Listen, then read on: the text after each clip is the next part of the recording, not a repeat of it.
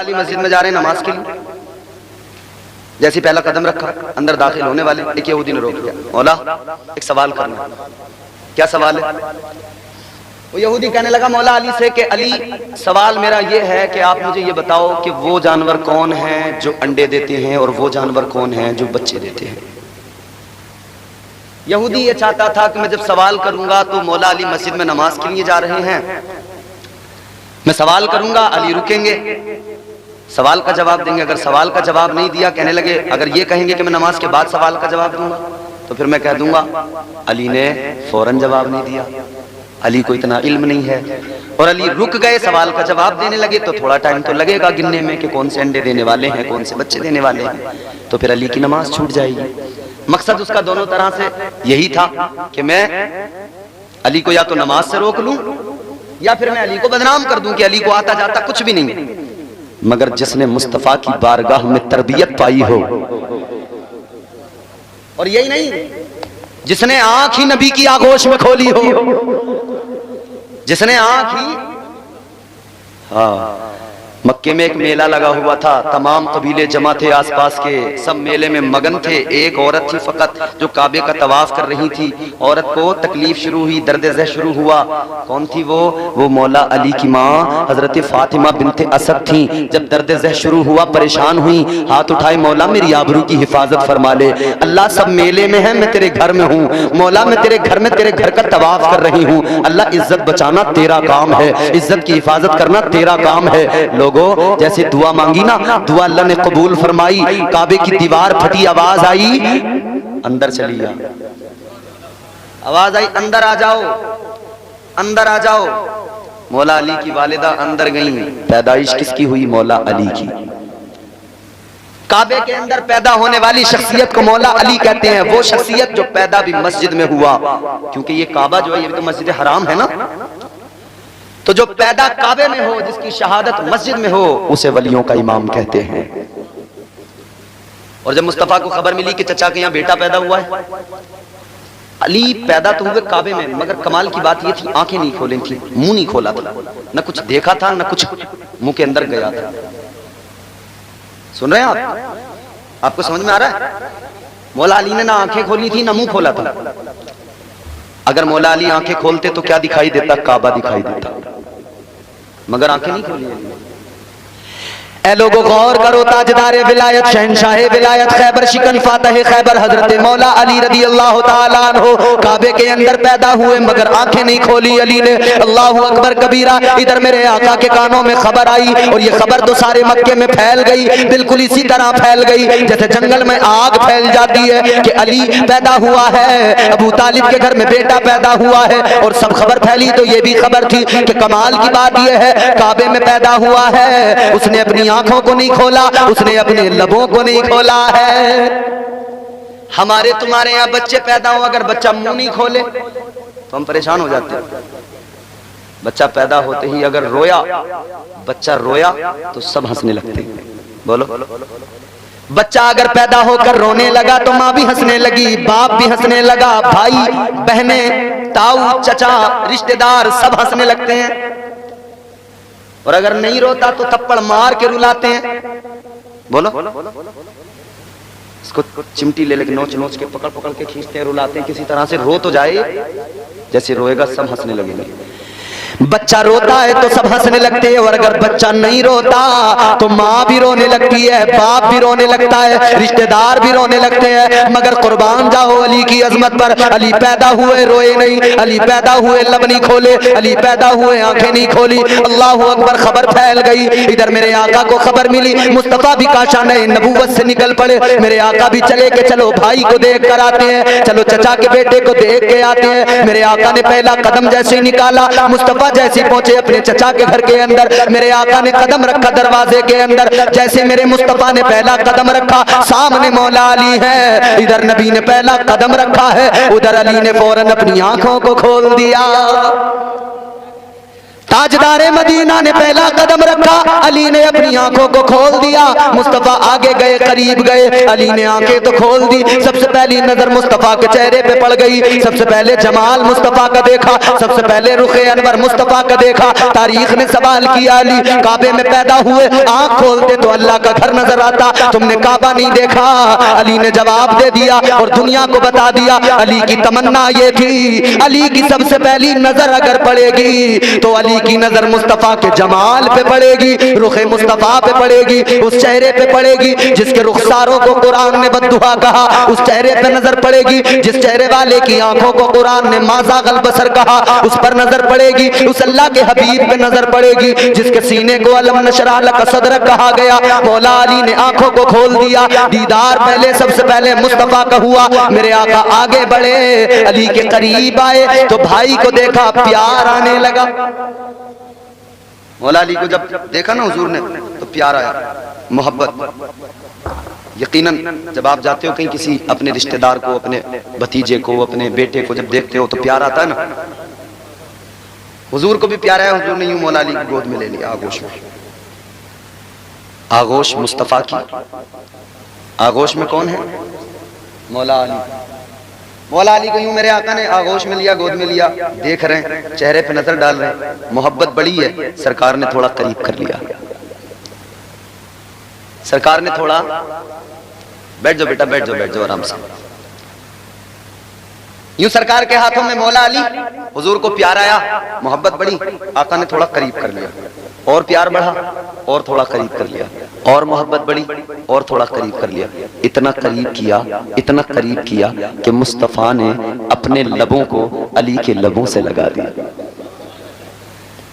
علی کے لبوں سے لگا دیا، مصطفیٰ کے لب علی کے لب سے لگے، جیسے ہی مصطفیٰ کے لب علی کے لبوں سے لگے نا، علی نے فوراً اپنا منہ کھول دیا، علی نے منہ کھولا تو مصطفیٰ نے علی کے منہ کے اندر اپنی زبان داخل فرما دی، اور جیسے زبان مصطفیٰ، زبان نبوت مولا علی کے منہ کے اندر آئی تو علی نے فوراً چوسنا شروع کر دیا۔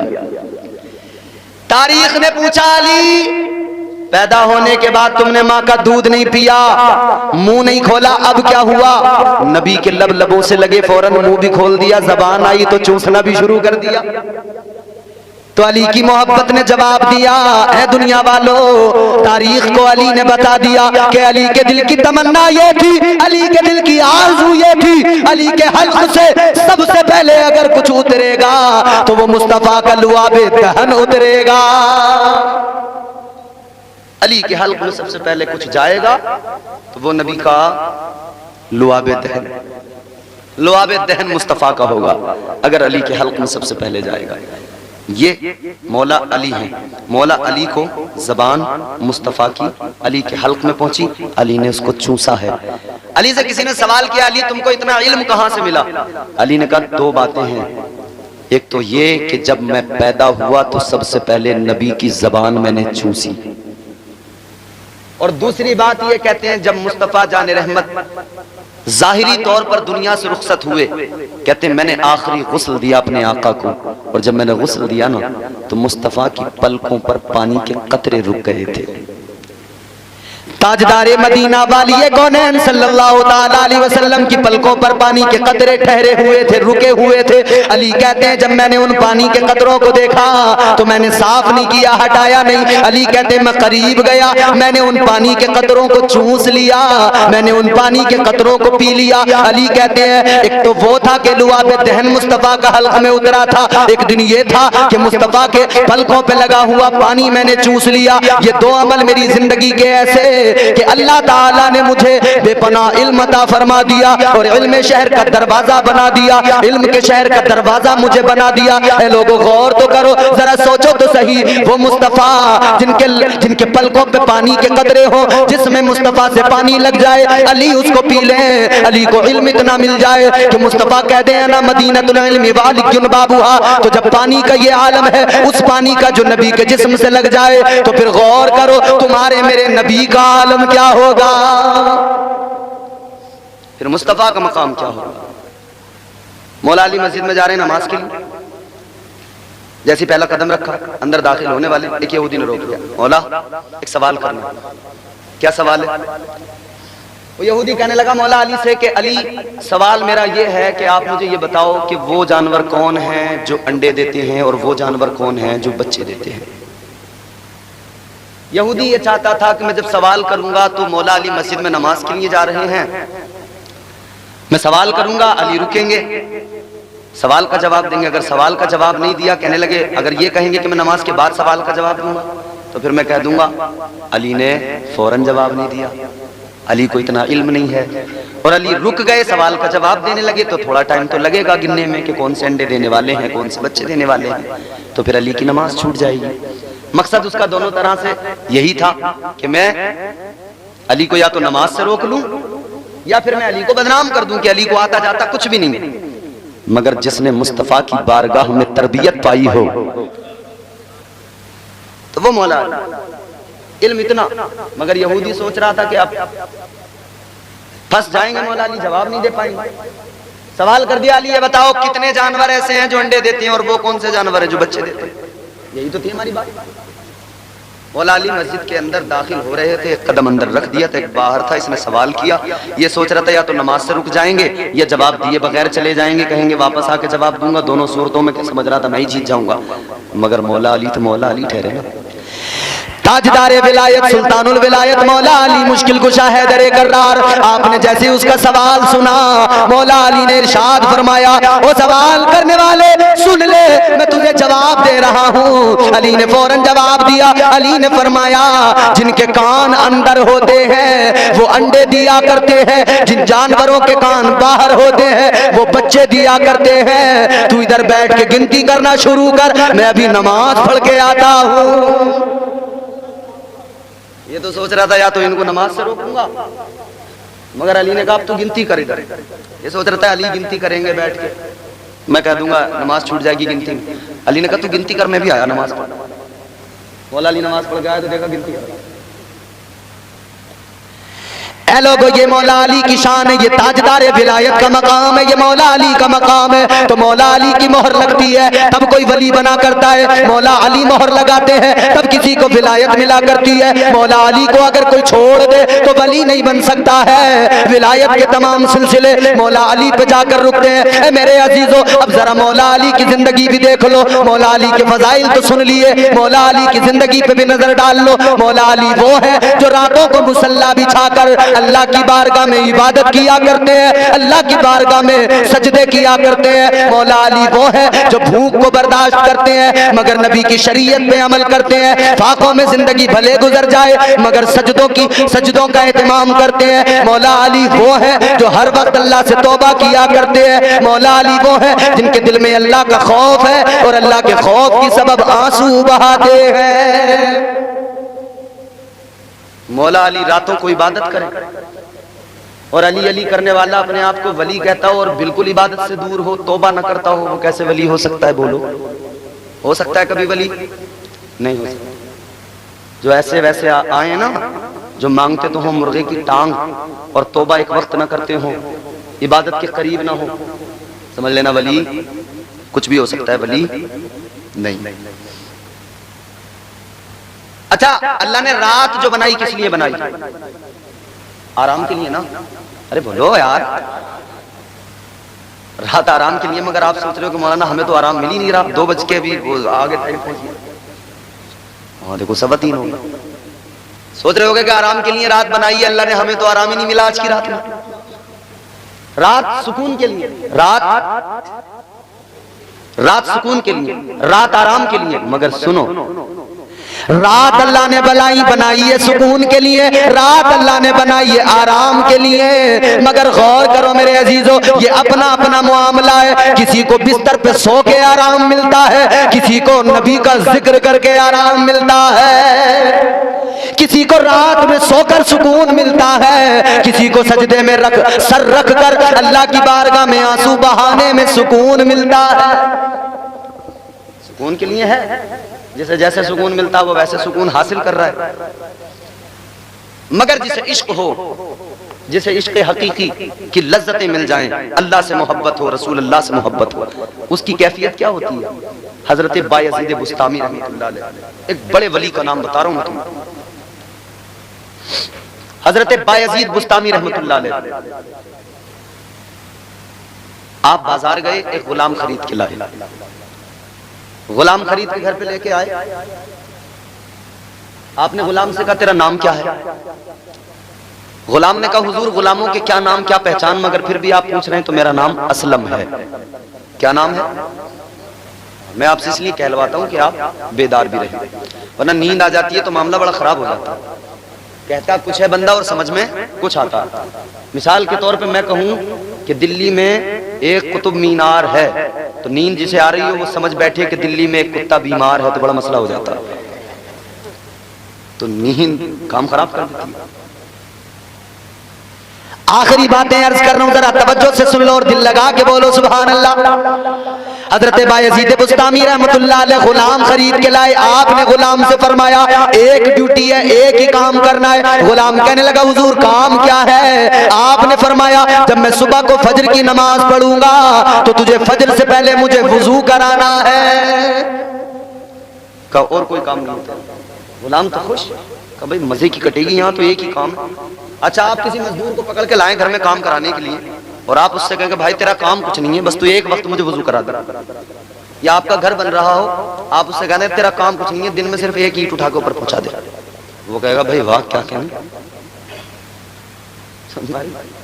اچھا وہ والا تو معاملہ یہاں ابھی بن ہے نا، چلو خیر اللہ سے دعا کرو اے میرے مولا کھلوا دے دھولا۔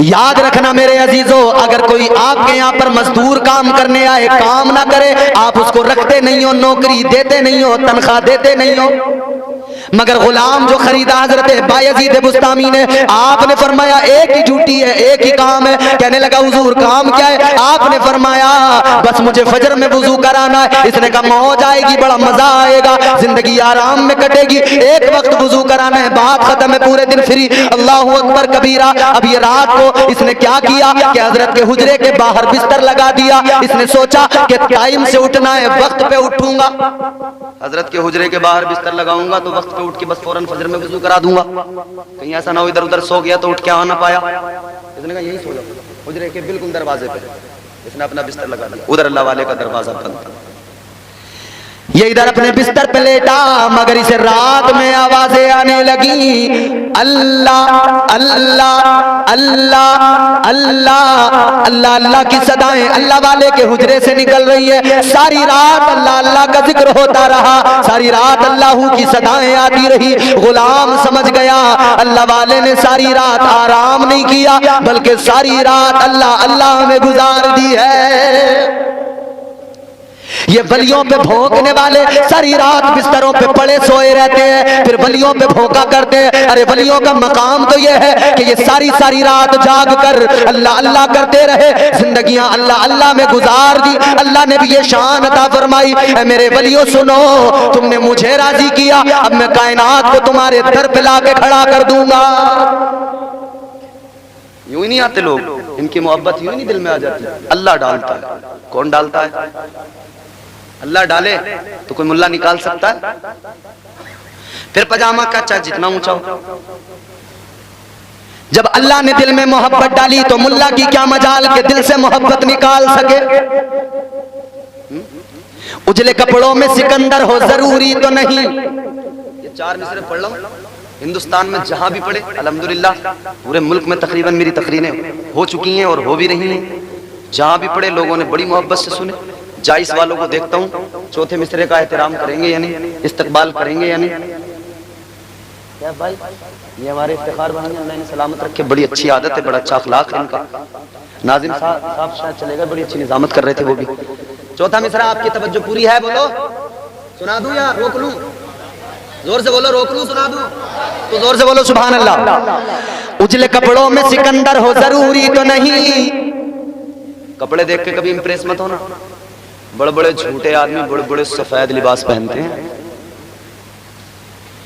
ایک ایک نمبر کے مکار، جھوٹے، کاذب، حرام کھانے والے، ڈکار بھی نہیں لیتے، پورا صفا کر جاتے ہیں، اور لباس بڑا چمکیلا، بالکل کڑک استری، کلفدار کپڑے، اور محلے والے بھی اس حرام کے کھانے والے انسان کو اتنی اہمیت دیتے ہیں۔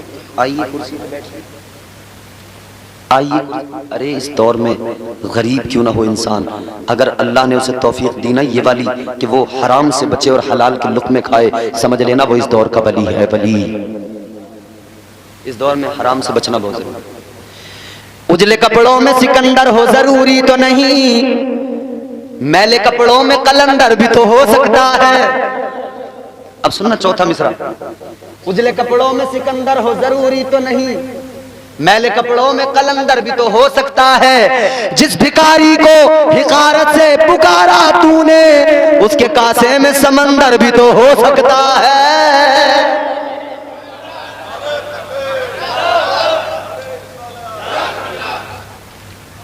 اور یہ دنیا نے دیکھا، تاریخ نے دیکھا، ایک ہی پیالہ تھا، مگر پیالہ کس کا تھا؟ غریب نواز کا تھا۔ ہم پیادے ہیں وزیروں میں گنے جاتے ہیں، چشتیہ در کے فقیروں میں گنے جاتے ہیں۔ جب سے خواجہ نے عنایت کی نظر ڈالی ہے، کانچ کے ٹکڑے تھے ہیروں میں گنے جاتے ہیں۔ کانچ کے ٹکڑے تھے ہیروں میں گنے جاتے ہیں۔ ساری رات اللہ اللہ کی صدائیں حجرے سے آتی رہی، فجر کا وقت ہوا، غلام نے پانی لیا، وضو کرانے کے لیے آ گیا، اللہ والے نے وضو کیا، جب وضو کر لیا، نماز کا وقت وضو کر لیا، اللہ والے نے اپنے غلام سے کہا کہ یہ بتا تیرا نام کیا ہے؟ وہ کہنے لگا حضور میرا نام اسلم ہے۔ دن گزر گیا، دوسری رات آ گئی، اس نے بھی حجرے کے باہر بستر لگا لیا، پھر رات بھر اللہ اللہ اللہ اللہ اللہ اللہ کی صدائیں آتی رہیں، ساری رات اللہ اللہ اللہ اللہ عبادت میں گزار دی۔ اللہ والے نے صبح کا جیسی پھر سحر وقت سحر ہوا نا تو اللہ والے کا دروازہ پھر کھلا، غلام پھر پانی لے کے آیا، اس نے وضو کرایا، حضرت بایزید بسطامی رحمۃ اللہ علیہ نے وضو کیا اور پھر کہنے لگے کہ تیرا نام کیا ہے؟ کہنے لگا حضور میرا نام اسلم ہے۔ اس نے سوچا یار کل تو میں نے نام بتایا تھا، جس دن لائے پرسوں اس دن بھی نام بتایا تھا، آج پھر نام پوچھ رہے ہیں، مگر سوچا کوئی بات نہیں، نیا نیا ابھی آیا ہوں، زیادہ دن بھر تو میں حضرت کے ساتھ ایسا تو ہے نہیں بار بار میرا نام لے کے مجھے بلا رہے ہیں، ایک وقت فجر میں وضو کرا تو ہو سکتا ذہن سے ابھی ذہن میں پوری طرح سے محفوظ نہیں ہوا ہے نام، میں نے کہا کوئی بات نہیں۔ دوسرا دن آیا، دوسرے دن بھی اس نے وضو کرایا، اگلے دن جب وضو کرایا پھر حضرت نے فرمایا یہ بتا تیرا نام کیا ہے؟ کہنے لگا حضور میرا نام اسلم ہے۔ اب دن بڑھتے گئے، دن گزرتے گئے، اور روزانہ وضو کرنے کے بعد میں حضرت بایزید بسطامی فرماتے تیرا نام کیا ہے؟ وہ روز کہہ دیتا حضور میرا نام اسلم ہے۔ 2-4 دن کی بات نہیں، 10-20 دن کی بات نہیں، 2-4 مہینوں کی بات نہیں، 40 سال تک یہی ہوتا رہا۔ اب وہ وضو کراتا رہا اور 40 سال تک ہر دن حضرت بایزید بسطامی نے اس سے یہی کہا تیرا نام کیا ہے، اور 40 سال تک وہ حضرت کو اپنا نام بتاتا رہا۔ 40 سال تک روز حضرت پوچھے تیرا نام کیا ہے، روز اس نے کہا یار سمجھ میں نہیں آتا، آج میں معلوم ہی کروں حضرت سے۔ کہنے لگا حضور 40 سال گزر گئے، میرا نام آپ کو آج تک بھی یاد نہیں ہوا، روز معلوم کرتے ہیں، روز میرا نام معلوم کرتے ہیں، 40 سال ہو گئے، 40 سال سے وضو کراتا ہوں، آپ روز میرا نام معلوم کرتے ہیں، لیکن آج تک آپ کو میرا نام ہی یاد نہیں ہوا۔ اتنا سنا نا تو اللہ والے کی آنکھوں میں آنسو آ گئے، رونے لگے۔ اللہ والے نے رو کے فرمایا اے میرے غلام میرا قصور نہیں ہے، مجھے معاف کر دے، 40 سال تو ہو گئے مگر تیرا نام مجھے یاد نہیں، اس کی وجہ یہ ہے تیرا نام ہی کیا ہے؟ میں نے اللہ کی محبت میں ساری دنیا کو بھلا دیا ہے، تیرا نام کیا ہے؟ مجھے تو دنیا کا بھی ہوش نہیں رہتا ہے، مجھے کچھ یاد نہیں رہتا ہے، مجھے یاد رہتا ہے تو میرا خدا یاد رہتا ہے، مجھے یاد رہتا ہے تو میرا پروردگار یاد رہتا ہے۔ ولیوں کا مقام یہ ہے کہ رات رات بھر جاگ کے صرف اللہ کو یاد رکھتے ہیں، عشق حقیقی انہیں مل جاتا ہے، وہ عشق مجازی سے بے خبر، دنیا سے بے خبر، رانائیاں رنگینیاں دنیا کی ایک طرف، ان کی نظروں میں صرف اور صرف رب کے جلوے ہوا کرتے ہیں، ان کی نگاہوں میں مصطفیٰ کے جلوے ہوا کرتے ہیں۔ ہے میری سنی قوم کے نوجوانوں، بزرگوں، آج اس رات میں اللہ والے کے آستانے پہ آئے ہو نا تو بس اس جلسے کا، اس جیسے ہزاروں جلسوں کا ایک ہی مقصد ہے کہ قوم میں سدھار آئے، قوم بہتر بنے، معاشرہ بہتر بنے. ورنہ اگر یوں ہی زندگی گزرتی رہی تو پھر تو وہ گزر ہی رہی ہے نا گناہوں میں. گناہوں میں تو گزر ہی رہی ہے نا. بولو بھئی گناہوں میں ہی گزر رہی ہے نا. کیا ہے ہمارے پاس بخشش کے لیے اعمال؟ کچھ بھی تو نہیں نا. یاد رکھنا اگر کل قیامت کے دن اللہ نے اعمال کی بنیاد پر، عدل کی بنیاد پر بخشش کی تو اعمال تو ہمارے ایسے نہیں ہے. ہاں بھروسہ تو بس اس بات پر ہے، فخر تو اس بات پر ہے کہ ہم امتی مصطفیٰ کے ہیں، ہم نام لیوا مدینے والے کے ہیں، ہمیں آقا کی ذات پر فخر ہے. اعمال پہ بھروسہ نہیں ہے، ہمیں مدینے کے سلطان پہ بھروسہ ہے. مگر اعمال تو بہتر کرنے پڑیں گے نا. جس سے محبت کرتے ہو نا اسی مصطفیٰ نے فرما دیا نماز میری آنکھوں کی ٹھنڈک ہے. اسی آقا نے فرما دیا شراب حرام ہے. آج ہمارے معاشرے میں ایک خاص بات عرض کر کے گفتگو ختم کر رہا ہوں. آج ہمارے معاشرے کے اندر ایک خرابی ایسی ہے جو بہت تیزی سے بڑھتی جا رہی ہے. ایک خرابی ایسی ہے جو بہت تیزی سے بڑھتی جا رہی ہے. وہ کیا ہے جانتے ہو؟ نشہ. نئے نئے بچے، چھوٹے چھوٹے بچے نشہ کر رہے ہیں. چھوٹے چھوٹے بچے، کوئی گانجا لے رہا ہے، کوئی سمیک لے رہا ہے، کوئی شراب پی رہا ہے، کوئی بیئر پی رہا ہے. شہروں میں جاتے کام کرنے، ماں باپ بھیجتے ہیں کہ ہمارا بچہ جائے گا کچھ کمائے گا ہمارا سہارا بنے گا، لیکن بچہ شہر میں جا کے شرابی بن گیا. بچہ شہر میں جا کے نشہ کرنے لگا. کیا گزرتی ہوگی نا اس ماں کے دل پہ جس نے بیٹے کو شہر تو اس لیے بھیجا تھا ترقی کرے گا، بیٹا شہر سے شراب پی کے آیا تو نالیوں میں لوٹ رہا ہے.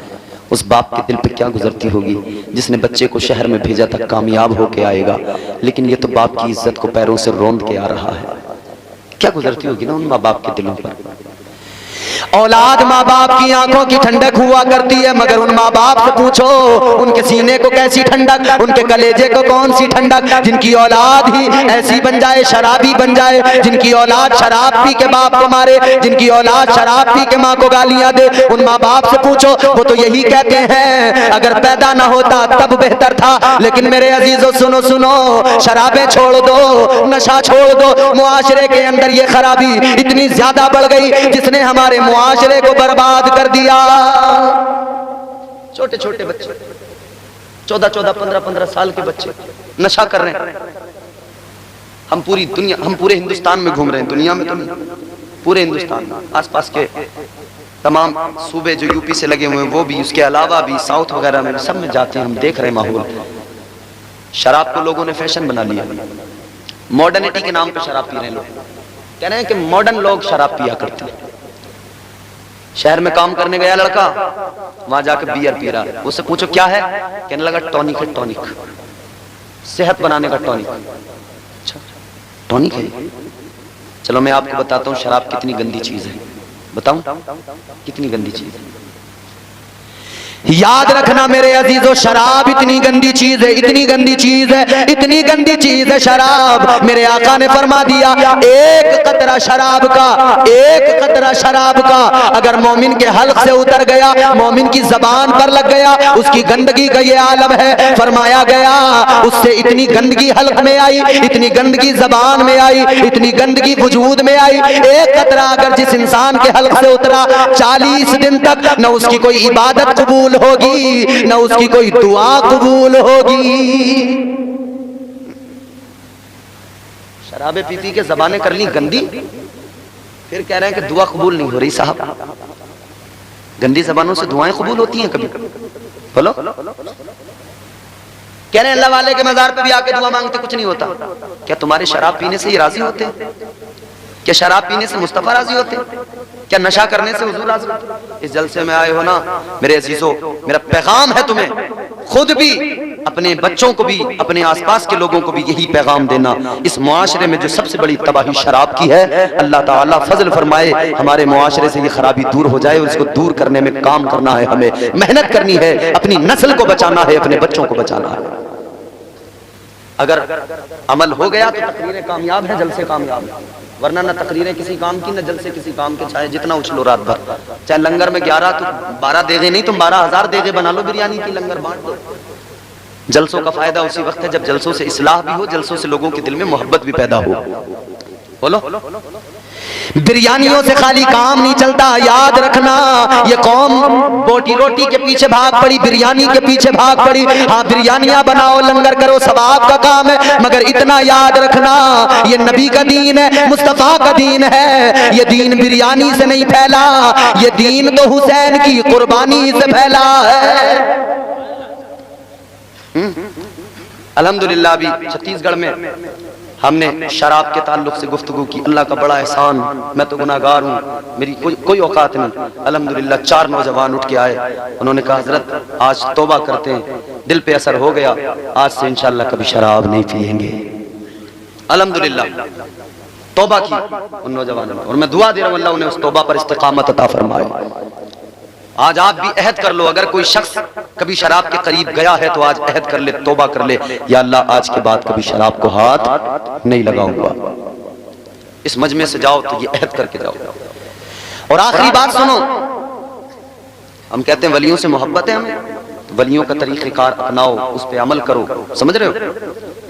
ایک آخری بات سنو، ادھر تو جام اٹھاتے ہیں نا لوگ مزے سے، کہتے ہیں ٹونک ہے، کبھی ٹونک بول کے، کبھی ماڈرنٹی کے نام پہ شراب پیتے ہیں، مگر سنو ادھر قیامت کا دن ہوگا نا، ادھر نفسی نفسی کا عالم ہوگا، ادھر کوئی پرسان حال نہیں ہوگا، ادھر کوئی بچانے والا نہیں ہوگا، ادھر ایک ہی ذات ہے مصطفیٰ کی۔ اگر مصطفیٰ کی بارگاہ میں مدد مانگنے جاؤ گے تو کیا یہ شراب والی گندی زبان لے کے جاؤ گے؟ اگر یہ زبان دیکھ کے حضور نے منہ پھیر لیا، فرما دیا تو میرا نہیں ہے، تو شرابیں پیا کرتا تھا، تو بتاؤ کیا ہوگا قیامت میں؟ بتاؤ کون ہوگا پرسان حال؟ غور کرو میرے عزیزو، تاجدار مدینہ والی کونین صلی اللہ علیہ وسلم نے فرمایا کل قیامت کے دن ہوگا، نفسی نفسی کا عالم ہوگا، ایک ایک قبر سے 70 مردے نکل کے آئے گے۔ کتنے؟ ایک ایک قبر سے۔ آخرت کو یاد کیا کرو، موت کو یاد کیا کرو۔ حضرت عائشہ صدیقہ رضی اللہ تعالی عنہا فرماتی ہیں کہ میں نے ایک مرتبہ حضور سے معلوم کیا یا رسول اللہ، ایک وہ انسان جو کبھی جہاد میں نہیں گیا، جس نے کبھی تلوار نہیں اٹھائی، جس نے کبھی جہاد میں میدان جنگ میں کھڑے ہو کر لڑائی نہیں کی، یا رسول اللہ آپ کی امت میں کوئی ایسا بھی شخص ہے کہ اسے مرتبہ شہادت کا ملا ہو مگر اس نے کبھی جہاد میں حصہ ہی نہیں لیا ہو، کبھی اس نے کوئی جنگی نہیں لڑی ہو اسلام کے لیے، کبھی اس نے تلوار نہیں اٹھائی ہو، وہ میدان جنگ میں شہید ہی نہیں ہوا مگر اسے مرتبہ شہادت کا مل گیا؟ تو حضور نے کیا فرمایا؟ تاجدار مدینہ والی کونین نے فرمایا عائشہ ہاں میری امت میں ایسے بھی لوگ موجود ہیں جنہوں نے میدان جہاد میں جا کر سر نہیں کٹوایا، اللہ کی راہ میں گردن نہیں کٹوائی مگر مرتبہ انہیں شہادت کا ملتا ہے۔ حضرت عائشہ ام المومنین کہتی ہیں یا رسول اللہ کون ہے وہ لوگ؟ میرے آقا نے فرمایا وہ انسان وہ ہے جو دن میں روزانہ، جو ہر دن 3 مرتبہ اپنی موت کو یاد کرتا ہے۔ ہر دن اپنی موت کو جو شخص یاد کرتا ہے اسے مرتبہ اللہ شہادت کا عطا فرماتا ہے۔ موت کو یاد کر کے انسان کے دل میں ڈر آتا ہے۔ ایک قبر سے 70 مردے نکل کے آ رہے ہوں گے، حضور نے فرمایا برہنہ ہوں گے، کوئی لباس جسم پر ننگے، ایک ایک قبر سے 70۔ حضرت عائشہ عرض کرتی ہیں یا رسول اللہ وہاں ننگے سب اپنی اپنی قبروں سے برہنہ آئیں گے، حضور ایک دوسرے سے حیا نہیں آئے گی، شرم نہیں آئے گی؟ حضور نے فرمایا فرصت کسے ہوگی دیکھنے کی ایک دوسرے کو؟ وہاں تو سب اس فکر میں لگے ہوں گے کہ آج کام بن جائے، آج ہمیں پروانہ جنت مل جائے، بخشش ہو جائے۔ کیسا منظر ہوگا کہ پاس میں ایک برہنہ انسان کھڑا ہے، خود بھی برہنہ ہے مگر ایک دوسرے کو دیکھنے کی فرصت نہیں ہے کسی کو۔ آج کہتے ہیں نا بڑے بزی ہیں ہم، بہت بزی ہیں۔ کتنے بزی ہو؟ قیامت کے دن کا دیکھنا کہ کتنے بزی ہو جاؤ گے، وہاں پہ پتہ لگے گا بزی کسے کہتے ہیں۔ اے میرے عزیزو 70 لوگ اپنی اپنی قبر سے نکل کر آئیں گے، لیکن جب میدان محشر کو دیکھیں گے گرمی بلا کی گرمی ہوگی۔ یہ جو سورج آج بلندیوں پہ نظر آتا ہے یہ سورج سوانے سے پر ہوگا۔ اور ایک بات اور سن لو، یہ لائٹ لگ رہی ہے سامنے، یہ لائٹیں لگ رہی ہیں، یہ مائک لگ رہا ہے، یہ مائک کا سامنے والا حصہ ہے، یہ پیچھے کی سائیڈ ہے۔ میں ادھر سے بولوں تو آواز کیسی جائے گی؟ ادھر کی طرف سے نہیں جائے گی نا، بہت کم، اور ادھر سے بول رہا ہوں تو برابر جا رہی ہے۔ اچھا لائٹ کا فوکس ادھر کیا گیا ہے تو ادھر روشنی زیادہ آ رہی ہے نا، پیچھے کم جا رہی ہے۔ تو جو فرنٹ سائیڈ ہے اس کا ایفیکٹ زیادہ ہوتا ہے، بیک سائیڈ پہ ایفیکٹ کم ہو جاتا ہے۔ یہ جو سورج تمہیں آسمان پہ نظر آتا ہے نا، یہ اس کا سامنے والا حصہ نہیں ہے، فرنٹ سائیڈ نہیں ہے، یہ اس کی بیک سائیڈ ہے اس طرف۔ جب پیچھے کا حصہ سورج کا اتنی گرمی کر دیتا ہے کہ انسان برداشت نہیں کر پاتا، تو سوچو میرے بھائی جب یہ سامنے کے حصے سے آ کر اپنی گرمی اور تپش لوگوں پر ڈالے گا تو اس وقت میں میدان محشر میں کیا بن پڑے گی، اور وہ بھی اتنے قریب میں ہوگا سوانحے پر۔ سب لوگ پریشان ہوں گے، بھاگ رہے ہوں گے، کیا کریں کیا کریں کیا کریں کیا کریں۔ تو کہیں گے کہ بھئی حضرت آدم کو ڈھونڈو. کئی ہزاروں سال تو وحشت میں گزر جائیں گے، دہشت اتنی ہوگی، ڈر اتنا ہوگا. پھر کہیں گے حضرت آدم کو ڈھونڈو، وہ امتوں، تمام امتوں کے تمام انسانوں کے باپ ہیں، وہ کچھ مدد کریں گے. تو حضرت آدم یوں نہیں مل جائیں گے. میں جائز میں آ کے بھولا بھائی کو تلاش کرنے لگوں، اسرار بھائی کو تلاش کرنے لگوں، تو جائز میں آ کے پوچھوں گا، معلوم کروں گا، نیا آدمی اگر ہوں. آج تو خیر مل گیا میں ان سے، ملا نہیں ہوتا تو یوں ہی ڈھونڈتا پھرتا نا گلیوں میں، ادھر ادھر کدھر ہیں، کہاں ملیں گے، کہاں ملیں گے، بہت معلوم کرنا پڑتا نا. ایک چھوٹے سے شہر جائز میں، ایک چھوٹے سے اس آپ کی بستی میں ایک آدمی کو ڈھونڈنے میں کئی گھنٹے لگ جائیں، تو جہاں تمام اولین و آخرین جمع ہو جائیں میدان محشر میں، وہاں سوچو تو صحیح حضرت آدم کو ڈھونڈنے میں ٹائم کتنا لگے گا. بتا دوں کتنا ٹائم لگے گا. حضرت امام فخر الدین رازی رحمت اللہ علیہ آپ نے نقل کیا، آپ فرماتے ہیں جب امتیں تلاش کریں گی حضرت آدم کو، 1 سال نہیں، 2 سال نہیں، 3 4 5 10 سال نہیں، آپ فرماتے ہیں 500 سال لگ جائیں گے. 500 سال کے بعد میں حضرت آدم سے ملاقات ہوگی. 500 سال، 500 ایئرز.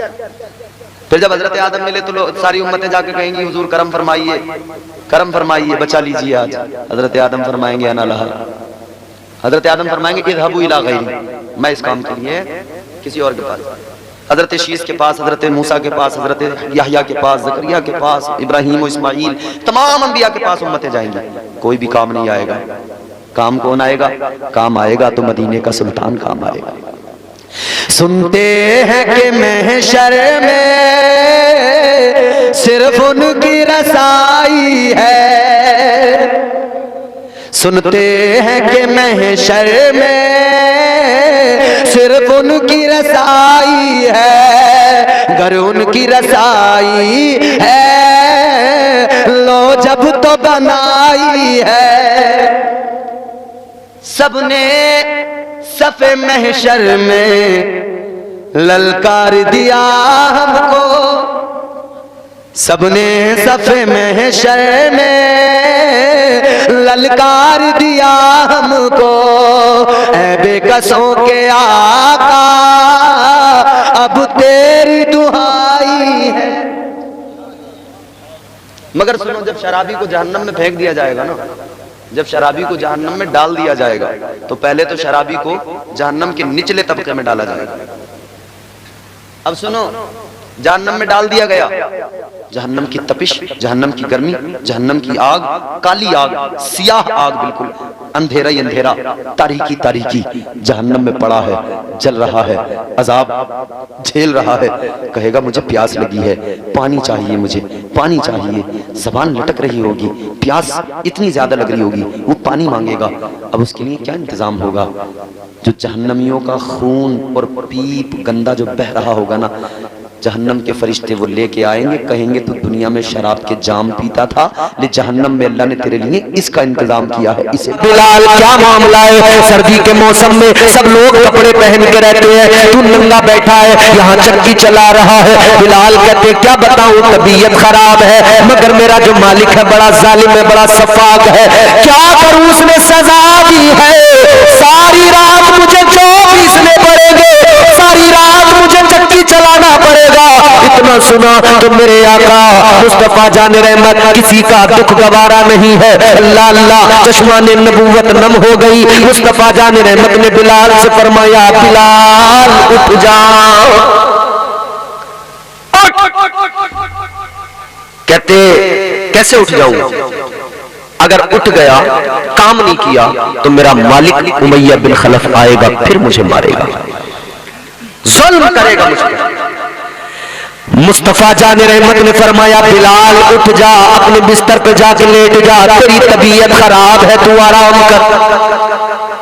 بلال کہنے لگے یا رسول اللہ، اگر اٹھ گیا بستر پہ جا کے سو گیا تو وہ ظالم ہے امیہ بن خلف مارے گا، کام نہیں ہوا وہ سزا دے گا. اب آقا کا جملہ سنو، میرے آقا نے فرمایا بلال تو بیمار ہے، تو اٹھ جا، بستر پہ جا کے لیٹ جا، آرام کر لے، کام سارا ہو جائے گا. آج کی رات تو کام نہیں کرے گا، تیرے بدلے کا کام اللہ کا محبوب کرے گا. حضور فرماتے ہیں بلال آج کام اللہ کا حبیب کرے گا، آج تیرا کام اللہ کا محبوب کرے گا۔ حضرت بلال کو میرے آقا نے اٹھایا، بستر پہ لٹایا، خود بیٹھ گئے چکی چلانے، جو پیسنے۔ وہ اپنے پرایوں کا غم کھانے والا،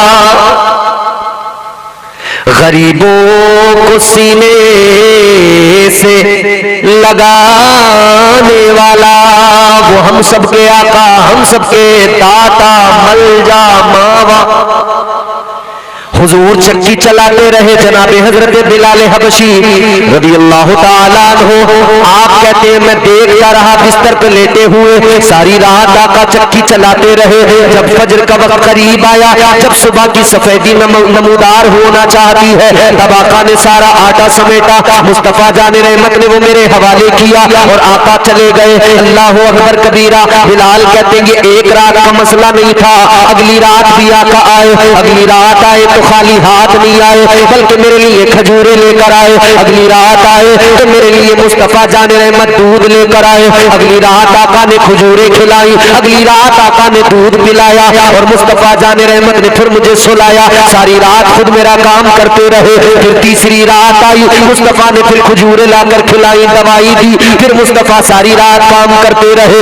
جب اس مرتبہ تیسری رات میں آقا جانے لگے، بلال نے قدموں کو پکڑ لیا، کہتے میں نے آقا کے قدموں کو پکڑ کر کہا یا رسول اللہ جا رہے ہو مگر جانے سے پہلے اتنا کرم کرتے جاؤ، یہ میرا جسم میاں کا غلام ہے اور دل آپ پہ آ گیا ہے، دل آپ کا غلام ہو گیا ہے، جانے سے پہلے مجھے اپنا کلمہ پڑھا کے جاؤ۔ آقا نے پڑھایا، بلال نے پڑھا لا الہ الا اللہ محمد رسول اللہ۔ بلال حبشی کلمہ پڑھ کر اسلام میں داخل ہوئے۔ یہ عشق کی داستان ہے، یہاں سے عشق شروع ہوتا ہے، مگر محبت ایک طرفہ نہیں ہے، یہ خیال رہے، یہ پیار ایک طرفہ نہیں ہے، بلکہ غلام اپنے آقا سے جتنا پیار کرتے ہیں نا اس سے کہیں زیادہ مصطفیٰ اپنے غلاموں سے پیار کرتے ہیں۔ غلام اپنے آقا سے جتنا پیار کرتے اس سے کہیں زیادہ مصطفیٰ اپنی امت سے پیار فرماتے، مصطفیٰ اپنی امت سے محبت فرماتے۔ یہی تو وجہ ہے میرے آقا نے آنسو بہائے ہم گنہگاروں کے لیے۔ مصطفیٰ نے راتوں کو جاگ کر سجدے میں سر جھکا کے اللہ کی بارگاہ میں التجائیں کی، دعائیں کی، یا اللہ میری امت کو میرے حوالے فرما دے۔ کس کے لیے؟ اس امت کے لیے، کس کے لیے؟ ہم گنہگاروں کے لیے۔ ساری رات جاگ کر میرے مصطفیٰ اس امت کو یاد کرتے رہے، امت کے غم میں آنسو بہاتے رہے۔ پیدا ہوئے تب روئے امت کے غم میں، سجدے میں سر جھکایا امت کا خیال ہے، بچپن ہے تب امت کا خیال ہے، جوانی ہے تب امت کا خیال ہے، مکے میں ہے تب امت کا خیال ہے، مدینے میں ہے تب امت کا خیال ہے، جنگ میں ہے تب امت کا خیال ہے، سفر میں ہے تب امت کا خیال ہے، مدینے میں ہے تب امت کا خیال ہے، اور مصطفیٰ جب تک ظاہری طور پر دنیا میں ہے امت کا خیال ہے۔ آج میرے آقا ظاہری طور پر دنیا میں نہیں ہے، میرے مصطفیٰ اپنے مزار میں آرام فرما ہے، تب بھی آقا کو امت کا خیال ہے۔ اور کل جب ہم اپنی قبر میں پہنچیں گے، جب ہماری موت آئے گی، ہم اپنی قبر میں جائیں گے، مصطفیٰ کو امت کا اتنا خیال ہے کہ حضور غلام کی قبر میں خود تشریف لے آئیں گے انشاءاللہ، حضور خود تشریف لائیں گے، چہرہ میرے مصطفیٰ کا نگاہوں کے سامنے ہوگا، رخ زیبا میرے آقا کا نگاہوں کا مرکز بنا ہوا ہوگا، حضور قبر میں تشریف لائیں گے، پھر میرے آقا کا کرم بالائے کرم، اللہ نے شفاعت کا آپ کے سر پہ صحرا باندھا ہے، تو پھر میرے مصطفیٰ بروز حشر اس امت کے گنہگاروں کو تلاش کر کر کے ڈھونڈ کے گنہگاروں کو آقا ان کی بخشش کروائیں گے، شفاعت کریں گے، اور مصطفیٰ جان رحمت پروانے جنت عطا فرمائیں گے، حضور جنت میں پہنچائیں گے غلاموں کو۔ یہ حضور کا امت سے پیار ہے، تو امت کو بھی چاہیے کہ امت آقا سے ٹوٹ کر پیار کرے، غلاموں کو بھی چاہیے کہ غلام آقا سے دل و جان سے پیار کرے، اور اس انداز سے کرے کہ جو انداز بریلی کے اعلیٰ حضرت نے سکھایا، امام اہل سنت نے سکھایا اور اعلان کر دیا، انہیں جانا انہیں مانا، نہ رکھا غیر سے کام، للہ الحمد میں دنیا سے مسلمان گیا۔ اور میرے اعلیٰ حضرت کہتے ہیں اس ڈھنگ سے پیار کرو، اس انداز سے محبت کرو، اس قرینے سے محبت کرو، یہ انداز ہو مصطفیٰ سے محبت کا۔ میرے اعلیٰ حضرت کہتے ہیں سنو میرے حضور سے محبت اس انداز سے ہو کہ دنیا کو بتا دو ہم حضور کے غلام ہیں، ہم دنیا کی فکر نہیں کرتے، ہم حضور کے امتی ہیں، ہم حضور کے عاشق ہیں، ہم حضور کے دیوانے ہیں۔ محبت ایسے ہو آگ سینے میں عشق کی ایسے لگے کہ آپ فرماتے ہیں اے عشق تیرے صدقے جلنے سے چھٹے سستے، جو آگ بجھا دے گی وہ آگ لگائی ہے۔ یہاں دل میں وہ آگ لگنی چاہیے۔ اور الحمدللہ آج آپ نے یہ جلسہ سجا کر اسی محبت کا اظہار کیا ہے، اسی عقیدت کا اظہار کیا ہے۔ آپ اس مسجد کے لیے جو آپ نے مسجد کو تعمیر کرنے کے لیے جو آپ نے بڑھ چڑھ کے جو حصہ لیا نا، یہ اسی محبت کی علامت ہے، اسی محبت کی نشانی ہے۔ یہ محبت سلامت رہے، یہ محبت اللہ تعالی ہمارے دلوں میں ہمیشہ رکھے، کیونکہ یہ مساجد جانتے ہو حضور فرماتے اللہ تعالی کی سب سے پسندیدہ جگہ جو ہے نا، اللہ کی سب سے پسندیدہ جگہ وہ مسجد ہے، اور سب سے زیادہ اللہ کی جو بیکار جگہ ہے، سب سے زیادہ خراب جگہ ہے وہ بازار ہے۔ مگر بدقسمتی دیکھیں ہماری، جو سب سے اچھی جگہ وہاں جانے والے لوگ گنے چنے، جو سب سے بری جگہ ہجوم کے ہجوم ہے مارکیٹوں میں۔ سب سے اچھی جگہ مسجد، انگلیوں پہ گن لو گاؤں کے اندر کتنے لوگ مسجد میں جا رہے ہیں۔ تاجدار مدینہ والی کائنات مصطفیٰ جان رحمت کے دیوانوں، دو باتیں اور عرض کر کے گفتگو ختم کر رہا ہوں، سنیے۔ سب سے پیاری جگہ، اللہ کی پسندیدہ جگہ مسجد، مسجدوں میں جانے والے انگلیوں پہ گن لو۔ اور سب سے خراب جگہ بازار، گنتی نہیں کر پائیں گے آپ، بھیڑ لگی ہوئی ہے مارکیٹوں میں، بازاروں میں ہجوم ہے انسانوں کا۔ بھر کے جھولی میرے سرکار نے، بھائی ہمارا عقیدہ ہے نا سنیوں کا، الحمدللہ ہمارا عقیدہ کہ ہمارے حضور غلاموں کو عطا کرتے ہیں۔ بھر کے جھولی میرے سرکار نے، بھر کے جھولی میرے سرکار نے، مسکرا کر کہا اور کیا چاہیے، مسکرا کر کہا اور کیا چاہیے، مل گئے مصطفیٰ اور کیا چاہیے۔ حضور مل گئے،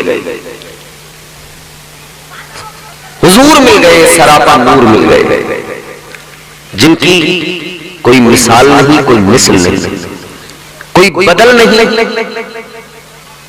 ہم گناہگاروں کو اللہ نے وہ پیارا محبوب عطا فرمایا۔ قرآن مجید متعدد مقامات پر محبت کا ذکر کرتا ہے، پیار کی بات کرتا ہے۔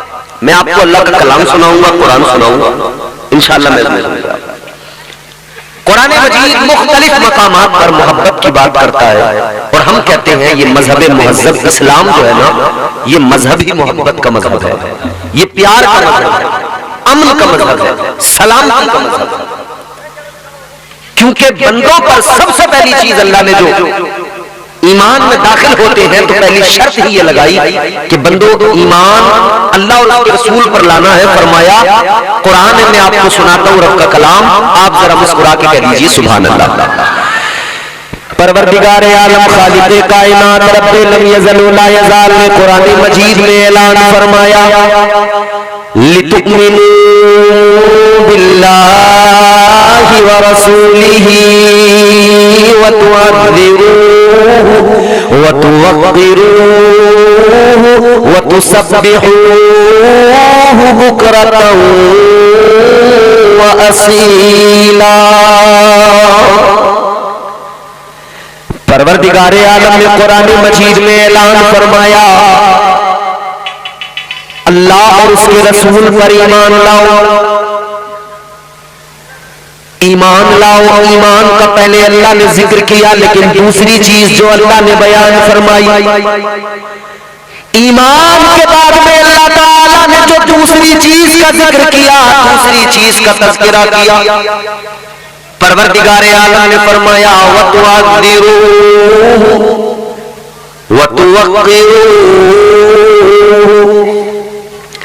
دوسری ہی بات میں اللہ نے فرمایا تعظیم و توقیر کے تعلق سے اللہ کے محبوب کی تعظیم و توقیر کرو، یعنی ان سے محبت کرو، پیار کرو، ان کا ادب کرو، ان کی تعظیم کرو۔ مصطفیٰ جان رحمت کے پیارے دیوانوں، اسلام وہ پیارا دین ہے، مسلمان کو قرآن سکھاتا ہے ایمان لانا ہے۔ سب سے پہلے ایمان لانے کے بعد میں جو پہلا کام کرنا ہے وہ اس کے پیارے محبوب کی تعظیم کرنا ہے، ادب کرنا ہے، محبت کرنا ہے، پیار کرنا ہے اللہ اور اس کے رسول سے۔ اور اگلے مقام میں اللہ تعالیٰ نے فرمایا، اور یہاں پر ایک بات اور ذہن نشین کر لے، محبت کرنا ہے، پیار کرنا ہے، لیکن پیار محبت کا ذکر کر کے اللہ نے تیسری چیز کا ذکر کیا، وَتُسَبِّحُوهُ بُكْرَةً وَأَصِيلًا۔ اللہ نے فرمایا پھر تمہیں اللہ کی تسبیح بیان کرنی ہے، اللہ کی عبادت کرنا ہے، اللہ کی پاکی بیان کرنا ہے۔ یعنی پہلے ایمان، پھر محبت، تعظیم و تکریم، پھر تیسرے نمبر پہ کیا ہے؟ عبادت۔ عبادت۔ تو الحمدللہ یہاں بیٹھے ہوئے سنی مسلمان، سورجاباڑی نام، سورج باڑی اور رات کے یہ سنی جنتی مسلمان الحمدللہ ایمان والے ہیں، محبت والے ہیں، تعظیم والے ہیں، دونوں کوالٹیاں ان کے اندر ہیں۔ پھر تیسری کوالٹی عبادت والے بھی ہیں، تسبیح والے بھی ہیں۔ یہی تو وجہ ہے کہ انہوں نے عبادتوں کی غرض سے مسجد تعمیر کرنے کا فیصلہ کیا۔ مسجد تو گاؤں میں موجود ہے، مگر سوچا اس کو ذرا اچھا کر کے بنائیں، مسجد کو اور زیادہ سجائیں، مسجد کو خوبصورت کر کے بنائیں۔ مسجد کو آباد کرنے والوں، مسجد کو بنانے والوں مبارکباد ہے آپ کو۔ اے سورج باڑی کے زندہ دل غیور مسلمانوں، میری غور سے سن لو، اس دور کے اندر مسجدوں کے مخالف بہت ہے، مسجدوں کو لے کر نہ جانے کیا کیا باتیں کی جا رہی ہے، مسجدوں کے مخالف، مسجدوں کو کوئی توڑنے کی بات کر رہا ہے، کوئی مسجدوں کو گرانے کی بات کر رہا ہے، مگر خوش نصیب ہو آپ اس دور کے اندر آپ مسجد کو بنانے کی بات کر رہے ہو۔ مائک والے بھائی تھوڑا صاف کر دو اس کے بعد صاف، اور والیوم بڑھا کے رکھو، جہاں تک سیٹی نہ ہمارے وہاں تک آواز بڑھا دو۔ اس دور میں سمجھ رہے ہیں لوگ مسجدوں کے مخالف ہیں، مسجدوں کے پیچھے نہیں پڑے۔ سنبل کی مسجد کا آپ نے ذکر سنا ہوگا، سنبل کی شاہی جامع مسجد کا کیا ہوا وہاں پر؟ 3 گھنٹے کے اندر عدالت نے پٹیشن جو دائر کی گئی تھی اس کو ایکسپٹ بھی کیا، سروے کا آرڈر بھی جاری کر دیا، سروے بھی ہو گیا اونلی 3 گھنٹے کے اندر، 3 گھنٹے میں سب کچھ ہو گیا۔ اندھی بہری گونگی سیاست رسی پر چلتی ہے، راحت اندوری نے کہا تھا، اندھی بہری گونگی سیاست رسی پر چلتی ہے۔ راحت اندوری نے کہا تھا کئی مداری ہیں، ایک بندریا ہے، بڑھیا ہے، مگر میں کہہ رہا ہوں کئی مداری نہیں ہے۔ میں ذرا سی ترمیم کے ساتھ کہہ رہا ہوں، اندھی بہری گونگی سیاست رسی پر چلتی ہے، ایک مداری ہے، ایک مداری، بیس پورا بند کر دو، ایک مداری ہے جو نچا رہا ہے۔ یاد رکھو میرے عزیزو، آج ملک کے حالات کیا ہیں؟ آج ہمارے یہاں مسجدوں کو گرانے کے منصوبے بنائے جا رہے ہیں۔ ڈیلے تھوڑی اور بڑھا، بہت اچھا ہو گیا اب آپ کا مائک، ڈیلے بڑھا دو بس، ڈیلے۔ آج دنیا میں لوگوں کو دیکھو، مسجدیں گرانے کے منصوبے بنائے جا رہے ہیں، مسجدوں پر مندر بنانے کی باتیں کی جا رہی ہیں، مگر سورج باڑی کے زندہ دل غیور مسلمانوں امتیاز برکاتی آپ کو ایک پیغام دے رہا ہے۔ تاجدار مدینہ کے غلاموں سنو، غور سے سنو، اللہ تعالیٰ نے یہ کرم فرمایا ہے ہم مسلمانوں پر کہ پیارا اپنا رسول عطا فرمایا ہے، اللہ نے پیارا محبوب عطا فرمایا ہے۔ اور मुस्तफा जान रहमत के सदके, ताजदार मदीना के सदके अल्लाह ने ये भी करम फरमाया है कि आपके और मेरे लिए परवरदिगार ने सारी कायनात की जमीन को मस्जिद बना दिया है। कहीं भी सर झुकाइए, आप इबादत कीजिए, अल्लाह कबूल फरमाए। पहले की उम्मतों के लिए क्या था? इबादत खाना, मखसूस जगह, वहीं पे इबादत करेंगे तब कबूल होगी, वरना नहीं। लेकिन जब तुम्हारे मेरे आका दुनिया में आए, इमामुल अंबिया दुनिया में आए, मुस्तफा ने अपना सरे मुबारक सजदे में रखा, ताजदार मदीना ने अपने सरे मुबारक को सजदे में रखकर अल्लाह की बारगाह में अर्ज किया, रब्बे हबली उम्मती, रब्बे हबली उम्मती। उम्मत के लिए जब मेरे आका ने दुआ की, जब मुस्तफा ने इस उम्मत को याद किया, जब मुस्तफा जाने रहमत ने उम्मत के गमखार ने पैदा होते ही उम्मत को याद किया, जब अपना सर जमीन पे रख दिया, अल्लाह ताला ने सारी जमीन को मस्जिद बना दिया। लेकिन सुनो सुनो, फिर मस्जिद एक खास जगह जहां हम इबादत करते हैं, एक खास जगह। मस्जिद का लुग़वी माना क्या है? मस्जिद का लुग़वी माना जहां सजदा किया जाए। सजदा तो कहीं भी किया जा सकता है, लेकिन इस्तिलाह ये है एक खास जगह जिसको हम इबादत के लिए बनाते हैं। इसीलिए तो मेरे आका ने फरमाया, अपने घरों को कब्रिस्तान न बनाओ, अपने घरों में मस्जिद बनाओ, अपने घरों में मस्जिद बनाओ। क्या मतलब है? हुजूर ने उम्मत को पैगाम दिया, महल्ले में भी मस्जिद हो, तेरे घर में भी एक नमाज पढ़ने की जगह हो, तेरे घर में भी एक नमाज पढ़ने की मखसूस जगह हो। तू अपने घर के अंदर नमाज पढ़ने की एक मखसूस जगह बना ले, वो भी मस्जिद कहलाएगी। अब सुनो मेरे आका का फरमान, आज लोग कह रहे मस्जिदों को मिटाएंगे, मस्जिदों को खत्म करेंगे, मंदिर बनाएंगे। याद रखना सूरजबाड़ी के मुसलमानों, आप इधर आज गांव में मस्जिद तामीर करोगे, ये मस्जिद कयामत तक रहेगी। लेकिन सुनो सुनो, जब कयामत कायम होगी, जब पहाड़ भी रूई के कालों की तरह उड़ने लगेंगे, जब सारी जमीन तहस नहस हो जाएगी, फरमाया मेरे आका ने, अल्लाह ताला इन मस्जिदों को यूं ही इसी असली हालत में जमीन से उठा लेगा। जमीनों को, मस्जिदों को जमीन से उठा लिया जाएगा। तेरी गारे से बनी हुई मस्जिद, तुम्हारी सीमेंट सरिये से बनी हुई मस्जिद, अल्लाह को इतना प्यार है मस्जिद से कि अल्लाह इसे उठा लेगा। तवज्जो है, अल्लाह उठा लेगा। गौर फरमाइए। हमारे उलमाए कराम माशाअल्लाह थक गए होंगे, काफी वक्त से बैठे थे। कोई बात नहीं है, वक्त ज्यादा हो गया है तो जा रहे हैं। आप लोगों की समझ में आ रहा है?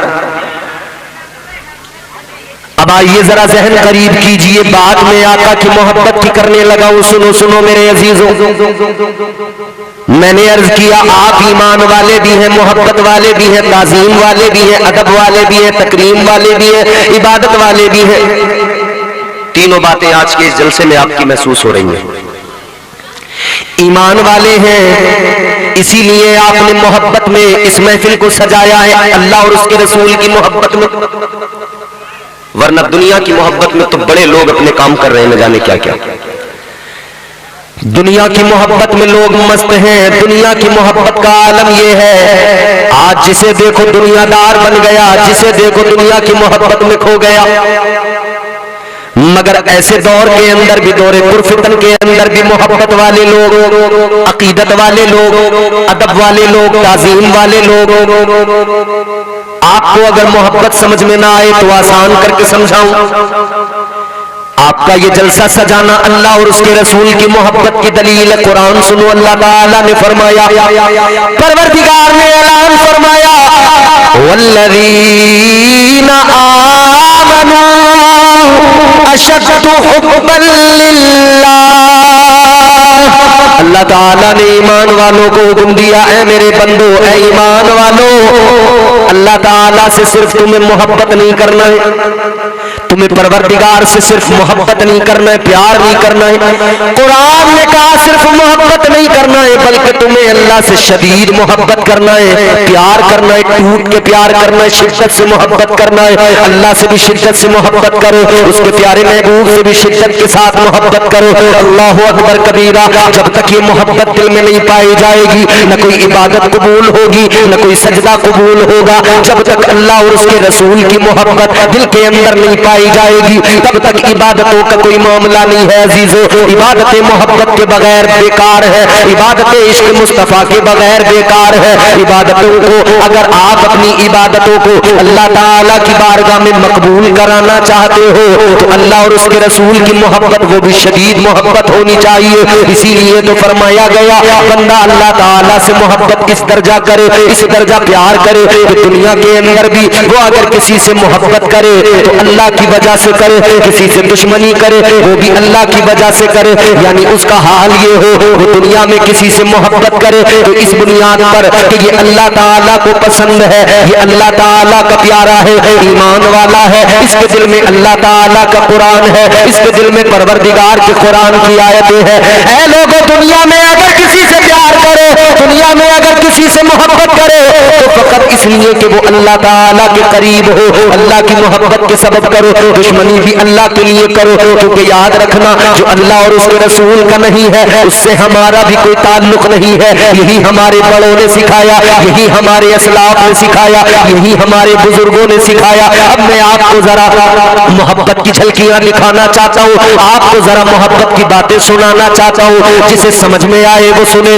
जरा दिल लगा के कह दीजिए सुभान अल्लाह।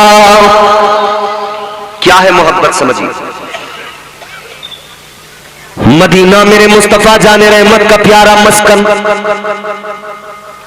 जिधर ताजदारे मदीना मुस्तफा जाने रहमत ने अपनी जिंदगी के अय्याम गुजारे और आज भी आराम फरमा है आका। सारी दुनिया का मुसलमान अल्लाह की बारगाह में दुआ करता है, दिखा दे या इलाही वो मदीना कैसी बस्ती है जहां पर रात दिन मौला तेरी रहमत बरसती है। मदीना जाने की तड़प सबको है, वही मदीना है, उसी मदीने के अंदर नबी के आशिक हैं। एक आशिक है मेरे मुस्तफा का, रंग काला जरूर है मगर मुस्तफा की गुलामी ने उसे आला बना दिया। ताजदार मदीना का प्यारा मुस्तफा जाने रहमत ने जिस पर करम फरमाया। ए भैया हेलो, इधर इधर बाबू मेरी तरफ देखो। मुसलमानों गौर करो, हर आदमी वहां जाना पसंद करता है जो अच्छी जगह हो, और मेरे मुस्तफा के सहाबा का यही तो अंदाज था। उन्हें बाजारों में जाना पसंद नहीं था, मस्जिदों में जाना पसंद था। वो बाजारों में जरूरत के लिए जाते थे। आज तो हमने देखा है कितने लोग बेवजह मार्केट में घूमने के लिए जाते हैं। कितने लोग हमारे यहाँ बेवजह खामखा मार्केटों में बाजारों में घूमने जाते हैं। जाना मगर जरूरत से जाना, सामान खरीदने जाओ आ जाओ, लेकिन मस्जिद में सिर्फ नमाज नहीं बल्कि बाकी औकात में भी जाओ, हमेशा जाते रहो। मेरे नबी के सहाबा तो लौट घूम के रहते मस्जिद में थे। अच्छा, सब कुछ होता ही मस्जिद में था। इमामत मस्जिद में, क़यादत मस्जिद में, सियासत मस्जिद में, इस्लाम मस्जिद में, मंसूबे बनाकर तबलीग कैसे करना है सब मस्जिद में, सब मस्जिद में होता था। हज़रत मेरे हुजूर सहाबा के दरमियान बैठते थे ना, हुजूर के सहाबा दाएं बाएं बैठते थे, फिर क्या होता था? सियासत वही, कहां किसको जाकर इस्लाम की खिदमत करना है, दीन की तबलीग करना, वहीं से मेरे आका हुक्म फरमाते। मेरे हुजूर ने भी मस्जिद में सियासत को रखा है। हुजूर के सहाबा ने, हजरत अबू बकर सिद्दीक खलीफा अव्वल, सियासत कहां थी? मस्जिद में। खलीफा दोम हजरत उमर फारूक आजम, सियासत कहां थी? मस्जिद में। खलीफा हजरत उस्मान गनी तीसरे खलीफा, मस्जिद में सियासत थी। चौथे खलीफा मौला अली, सियासत कहां थी? मस्जिद में। मस्जिद में सियासत थी, मगर अब सियासत मस्जिद में आज भी है, मगर अब सियासत जो है ना मस्जिद में वो इतनी है कि इमाम को निकालने की सियासत है, महल्ले को लड़ाने की सियासत है, गांव में झगड़े कराने की सियासत है, ग्रुप बनाकर मस्जिदों में तिफरका फैलाने की सियासत है। आज अगर मस्जिदों में सियासत है तो ये है, लेकिन दीन के लिए कोई मस्जिद में बैठकर कोई सोचता नहीं, कोई फिक्र नहीं करता दीन की बात। एक इमाम खड़ा हो के जुमे के दिन बयान करे तो लोग उसको सुनना तक गवारा नहीं करते, वो भी खुतबे के वक्त में आते। याद रखना मेरे अजीजों, मस्जिदों से जब तक दूर रहोगे तब तक दुनिया में रुसवाई रुसवाई रुसवाई और सिर्फ रुसवाई ही मिलेगी। مسجدوں سے ہم دور ہوئے تو لوگوں نے مسجدوں میں مقدمے ڈالنا مسجدوں پہ شروع کر دیا.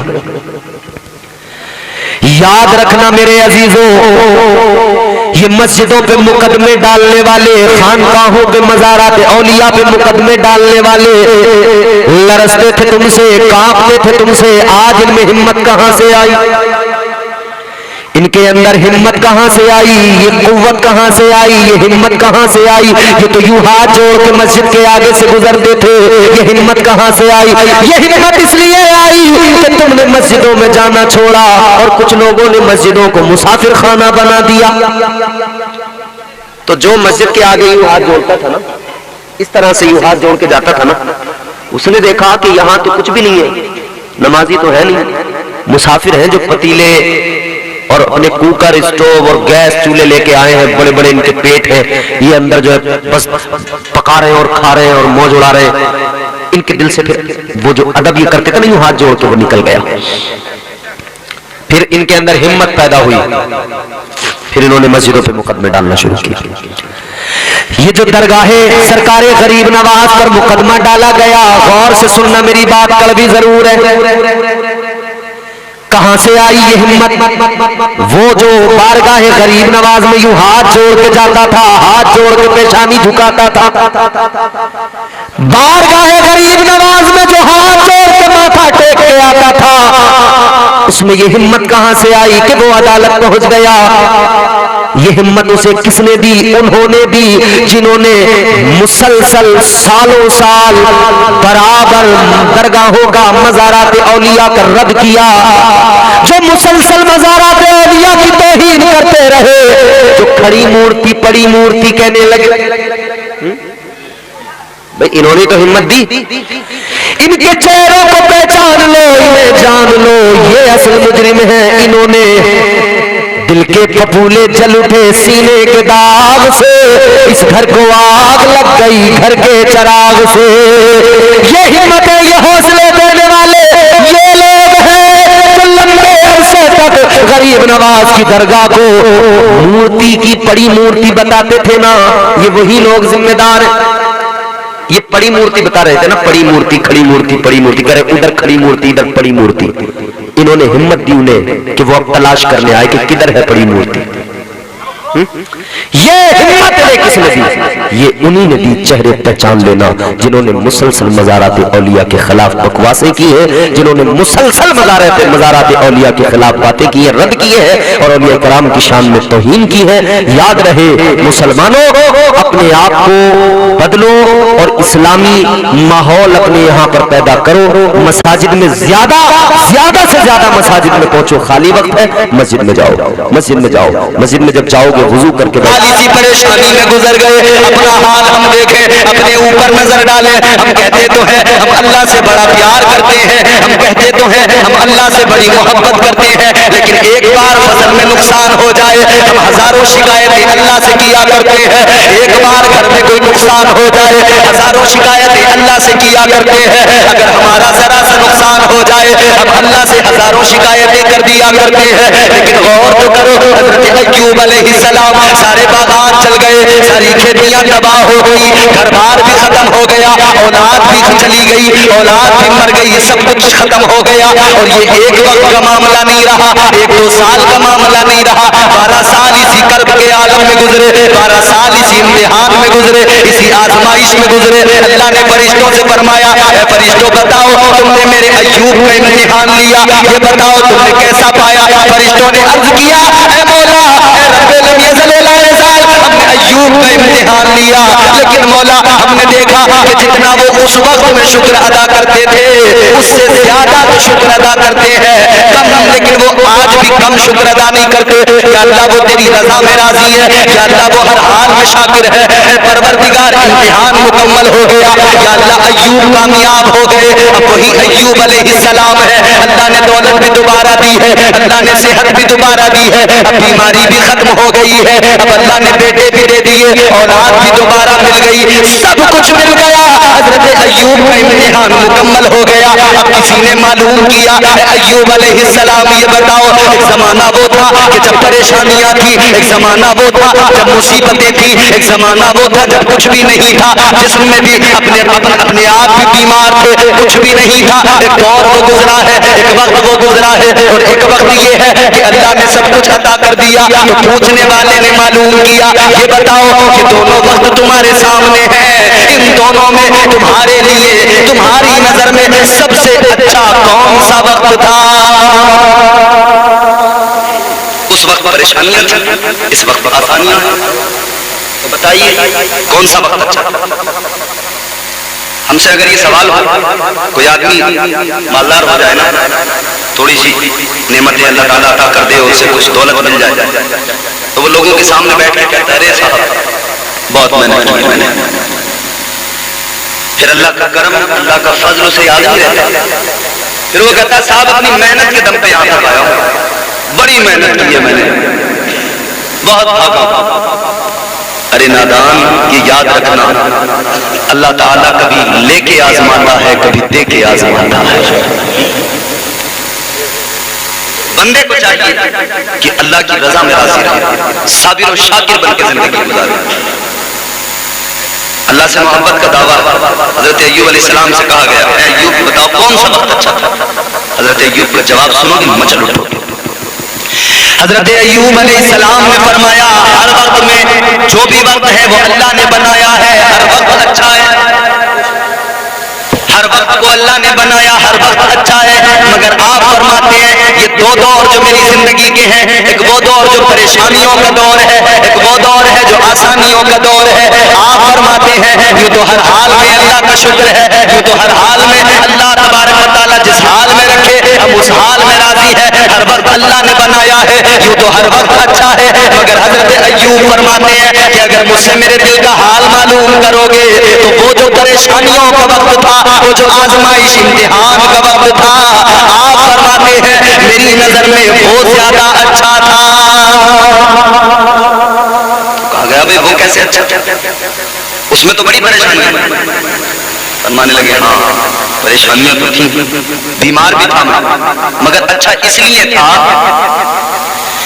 आप फरमाने लगे जब मैं बीमार था, जब मैं इम्तिहान में था, जब मैं आजमाइश में था, कोई मेरा हाल पूछने वाला नहीं था, कोई मेरे करीब आने वाला नहीं था।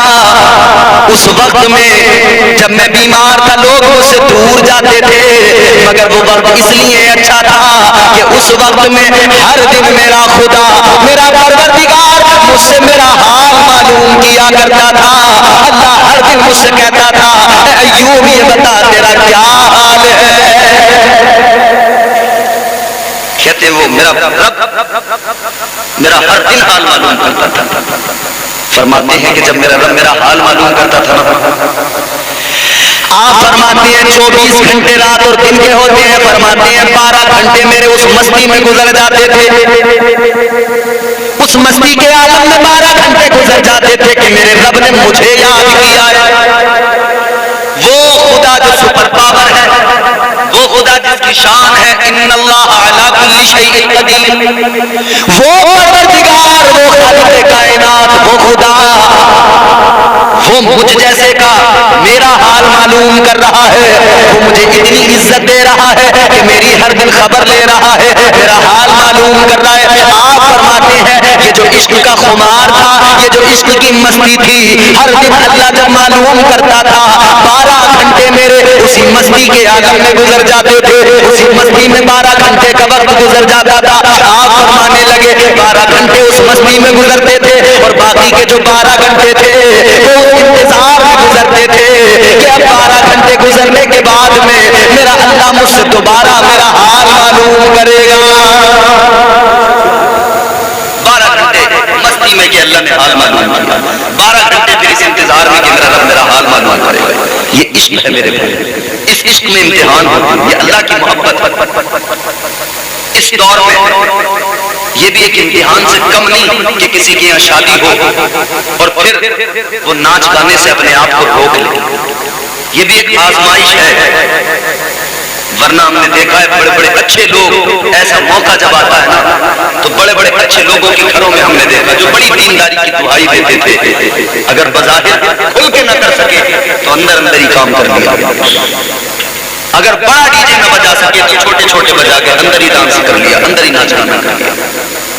بڑے بڑے اچھے نہیں بچ پاتے، یہ بھی ایک امتحان سے کم نہیں۔ اللہ جسے توفیق دے وہ اپنی خوشی کے موقع پہ اپنے رب سے اپنی محبت کا اظہار کرتا ہے، گویا وہ اپنی محبت کا اظہار اس طرح سے کرتا ہے، اے مولا یہ خوشی تو نے عطا کی ہے، یہ موقع تو نے عطا کیا ہے، تیرے کرم سے تیرے فضل سے یہ موقع آیا ہے، تیرے کرم سے میرے گھر میں یہ بہار آئی ہے، یہ خوشی کا موسم آیا ہے، یہ خوشیوں کا ماحول آیا ہے، یا اللہ یہ تو نے عطا کیا، خوشیاں تو دیتا ہے، یا اللہ جو کچھ بھی ملتا ہے تیری بارگاہ سے ملتا ہے، تو یا اللہ ہم بھی تیرا شکر ادا کرتے ہوئے اس خوشی کے موقع پر تجھے یاد کریں گے، تیرے پیارے محبوب کو یاد کریں گے، تیرے محبوب کا ذکر کریں گے۔ اللہ کی قسم ادھر یہ ذکر کی محفل سجا کے بیٹھتے ہیں، ادھر اللہ بھی راضی ہو جاتا ہے، اللہ فرشتوں سے فرماتا ہے اے میرے فرشتوں گواہ ہو جاؤ، جب سارا زمانہ ناچ رہا ہے، جب سارا زمانہ میرے فرامین کے خلاف جا رہا ہے، تب ایسے ماحول میں یہ میرا بندہ میرا ذکر کر رہا ہے، میرے بندے نے میرے ذکر کی محفل سجائی ہے، اے فرشتوں گواہ ہو جاؤ یہ بندہ میرا امتحان میں کامیاب ہو گیا ہے۔ اللہ تبارک و تعالیٰ اتنا خوش ہوتا ہے کہ اس گھر میں اللہ اپنی رحمتوں کا نزول فرما دیتا ہے۔ تو یہ عشق ہے میرے عزیز، یہ اللہ کی محبت ہے۔ اللہ تعالیٰ نے یہ خوشی کا موقع عطا فرمایا تو شادی کے موقع پر انہوں نے محفل کا اہتمام کر لیا، اللہ رسول کے ذکر کا۔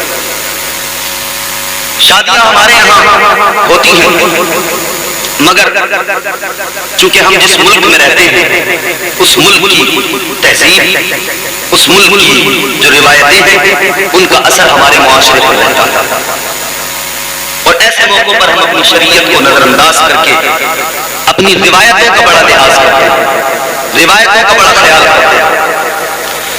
ہم شادی کرتے وقت میں یہ نہیں سوچتے کہ حضور نے شادیاں کس طرح سے کرنے کا حکم دیا ہے، ہم جب شادیاں کرتے تو یہ نہیں سوچتے کہ یہ بھی ایک آزمائش ہے، اگر ہم شادی حضور کے طریقے کے مطابق کریں تو اللہ اور اس کا رسول دونوں راضی ہو جائیں گے۔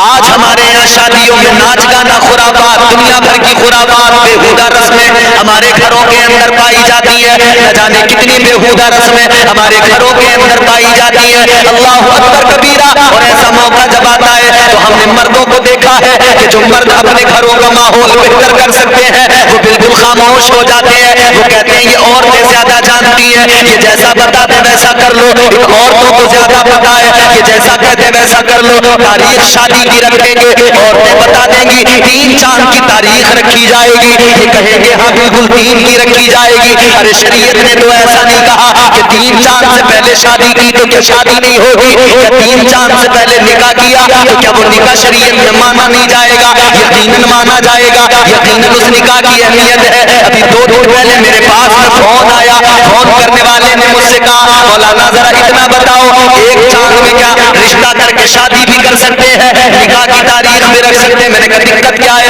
کہنے لگا عورتیں کہتی ہیں 3 چاند ہو تب شادی کی تاریخ رکھی جائے، نکاح کی تاریخ رکھی جائے، پہلے جب رشتہ ہو جائے تو بیچ میں 3 چاند کا گیپ رکھ کر پھر شادی کرے۔ میں نے کہا ایک بات بتاؤ، جو بچے لے کر نکل جاتے ہیں وہ 3 چاند دیکھتے ہیں، بولو وہ تو چاند بھی پورا نہیں ہوتا، 2 ہی دن میں کام ختم ہو جاتا، کبھی کبھی تو 2 ہی گھنٹے لگتے ہیں پورا کام ختم، نکاح سے لے کر برات تک ولیمے تک سب کچھ 2 گھنٹے کے اندر ہو جاتا ہوں، وہاں کیوں نہیں آتی 3 چاند؟ شعبان کا مہینہ آیا، گھر کے بڑے بیٹے کی اگر شادی ہونی ہے تو کہتی ہیں کہ اس میں نہیں کریں گے، جلدا پھلتا چاند۔ جیٹھ کے مہینے میں بڑے بیٹے کا نہیں کریں گے، جیٹھ میں جیٹھے کا نہیں کرتے ہیں، نہیں اسلام نے ایسی کوئی تمہیں تعلیم نہیں دی ہے، اسلام نے ایسا کوئی طریقہ نہیں دیا ہے جو مشقت میں ڈال دے، جو پریشانی میں ڈال دے۔ اسلام کی تعلیم تو یہ ہے، تمہارے میرے نبی ساری کائنات کے نبی والی یہ کون ہے؟